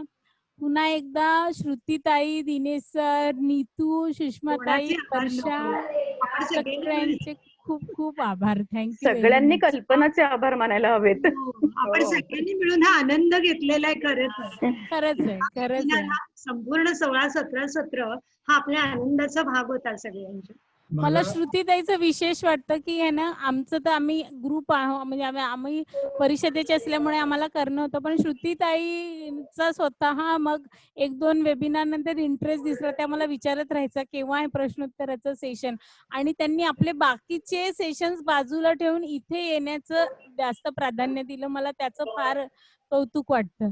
आणि ताईचं लिखाण जे आहे ते खूपच सायंटिफिक आहे ना, खरंच ते प्रॅक्टिकल आहे असं मला इथे सांगावंसं वाटतं. तर ताई नक्की आपण सोबत काम करूया, आपण भेटत राहूया. भेटत राहूया. श्रुतीताई अजून परिषदेच्या मेंबर नाहीयेत, त्यांना परिषदेच्या मेंबर. अरे मी तर कदाचित कायमस्वरूपीच मेंबर असेल. दिनेश सर आता श्रुतीताईला जॉईन करून घेण्याचं काम तुमच्याकडे. हा चालेल चालेल चालेल. दिनेश, आणि आम्हाला तुमच्यासारख्या व्यक्तीची मार्गदर्शनाची आवश्यकता आहे. तर परिषद आणखी जास्त चांगलं फाउंडेशन असं काम किंवा कॉन्क्रीट काम करू शकेल असं मला वाटतं. येस. चला, थँक्यू व्हेरी मच. भेटूया पुन्हा. मीटिंग संपवायच्या आधी मला चंद्रपूर केंद्राचं अभिनंदन करायचंय आणि त्याच्यात कल्पनाचं अजून जास्त, कारण तिने सगळं कोऑर्डिनेट केलं. स्पीकर्सशी कम्युनिकेशन करणं, ऍडव्हर्टाइजमेंट त्यांच्याकडनं करून घेणं, सगळीकडे पसरवणं आणि ऍक्च्युअल सेशन्स कंडक्ट करणं. सो खूप खूप अभिनंदन कल्पना, आणि असेच कार्यक्रम करत राहूया. नवीन नवीन पालकांना आपण काय काय मार्गदर्शन करू शकू ते करत राहूया. चालेल, नक्की. थांबूया. थँक्यू. बाय. दोन्ही रिॲक्शन दिलेत. बाय.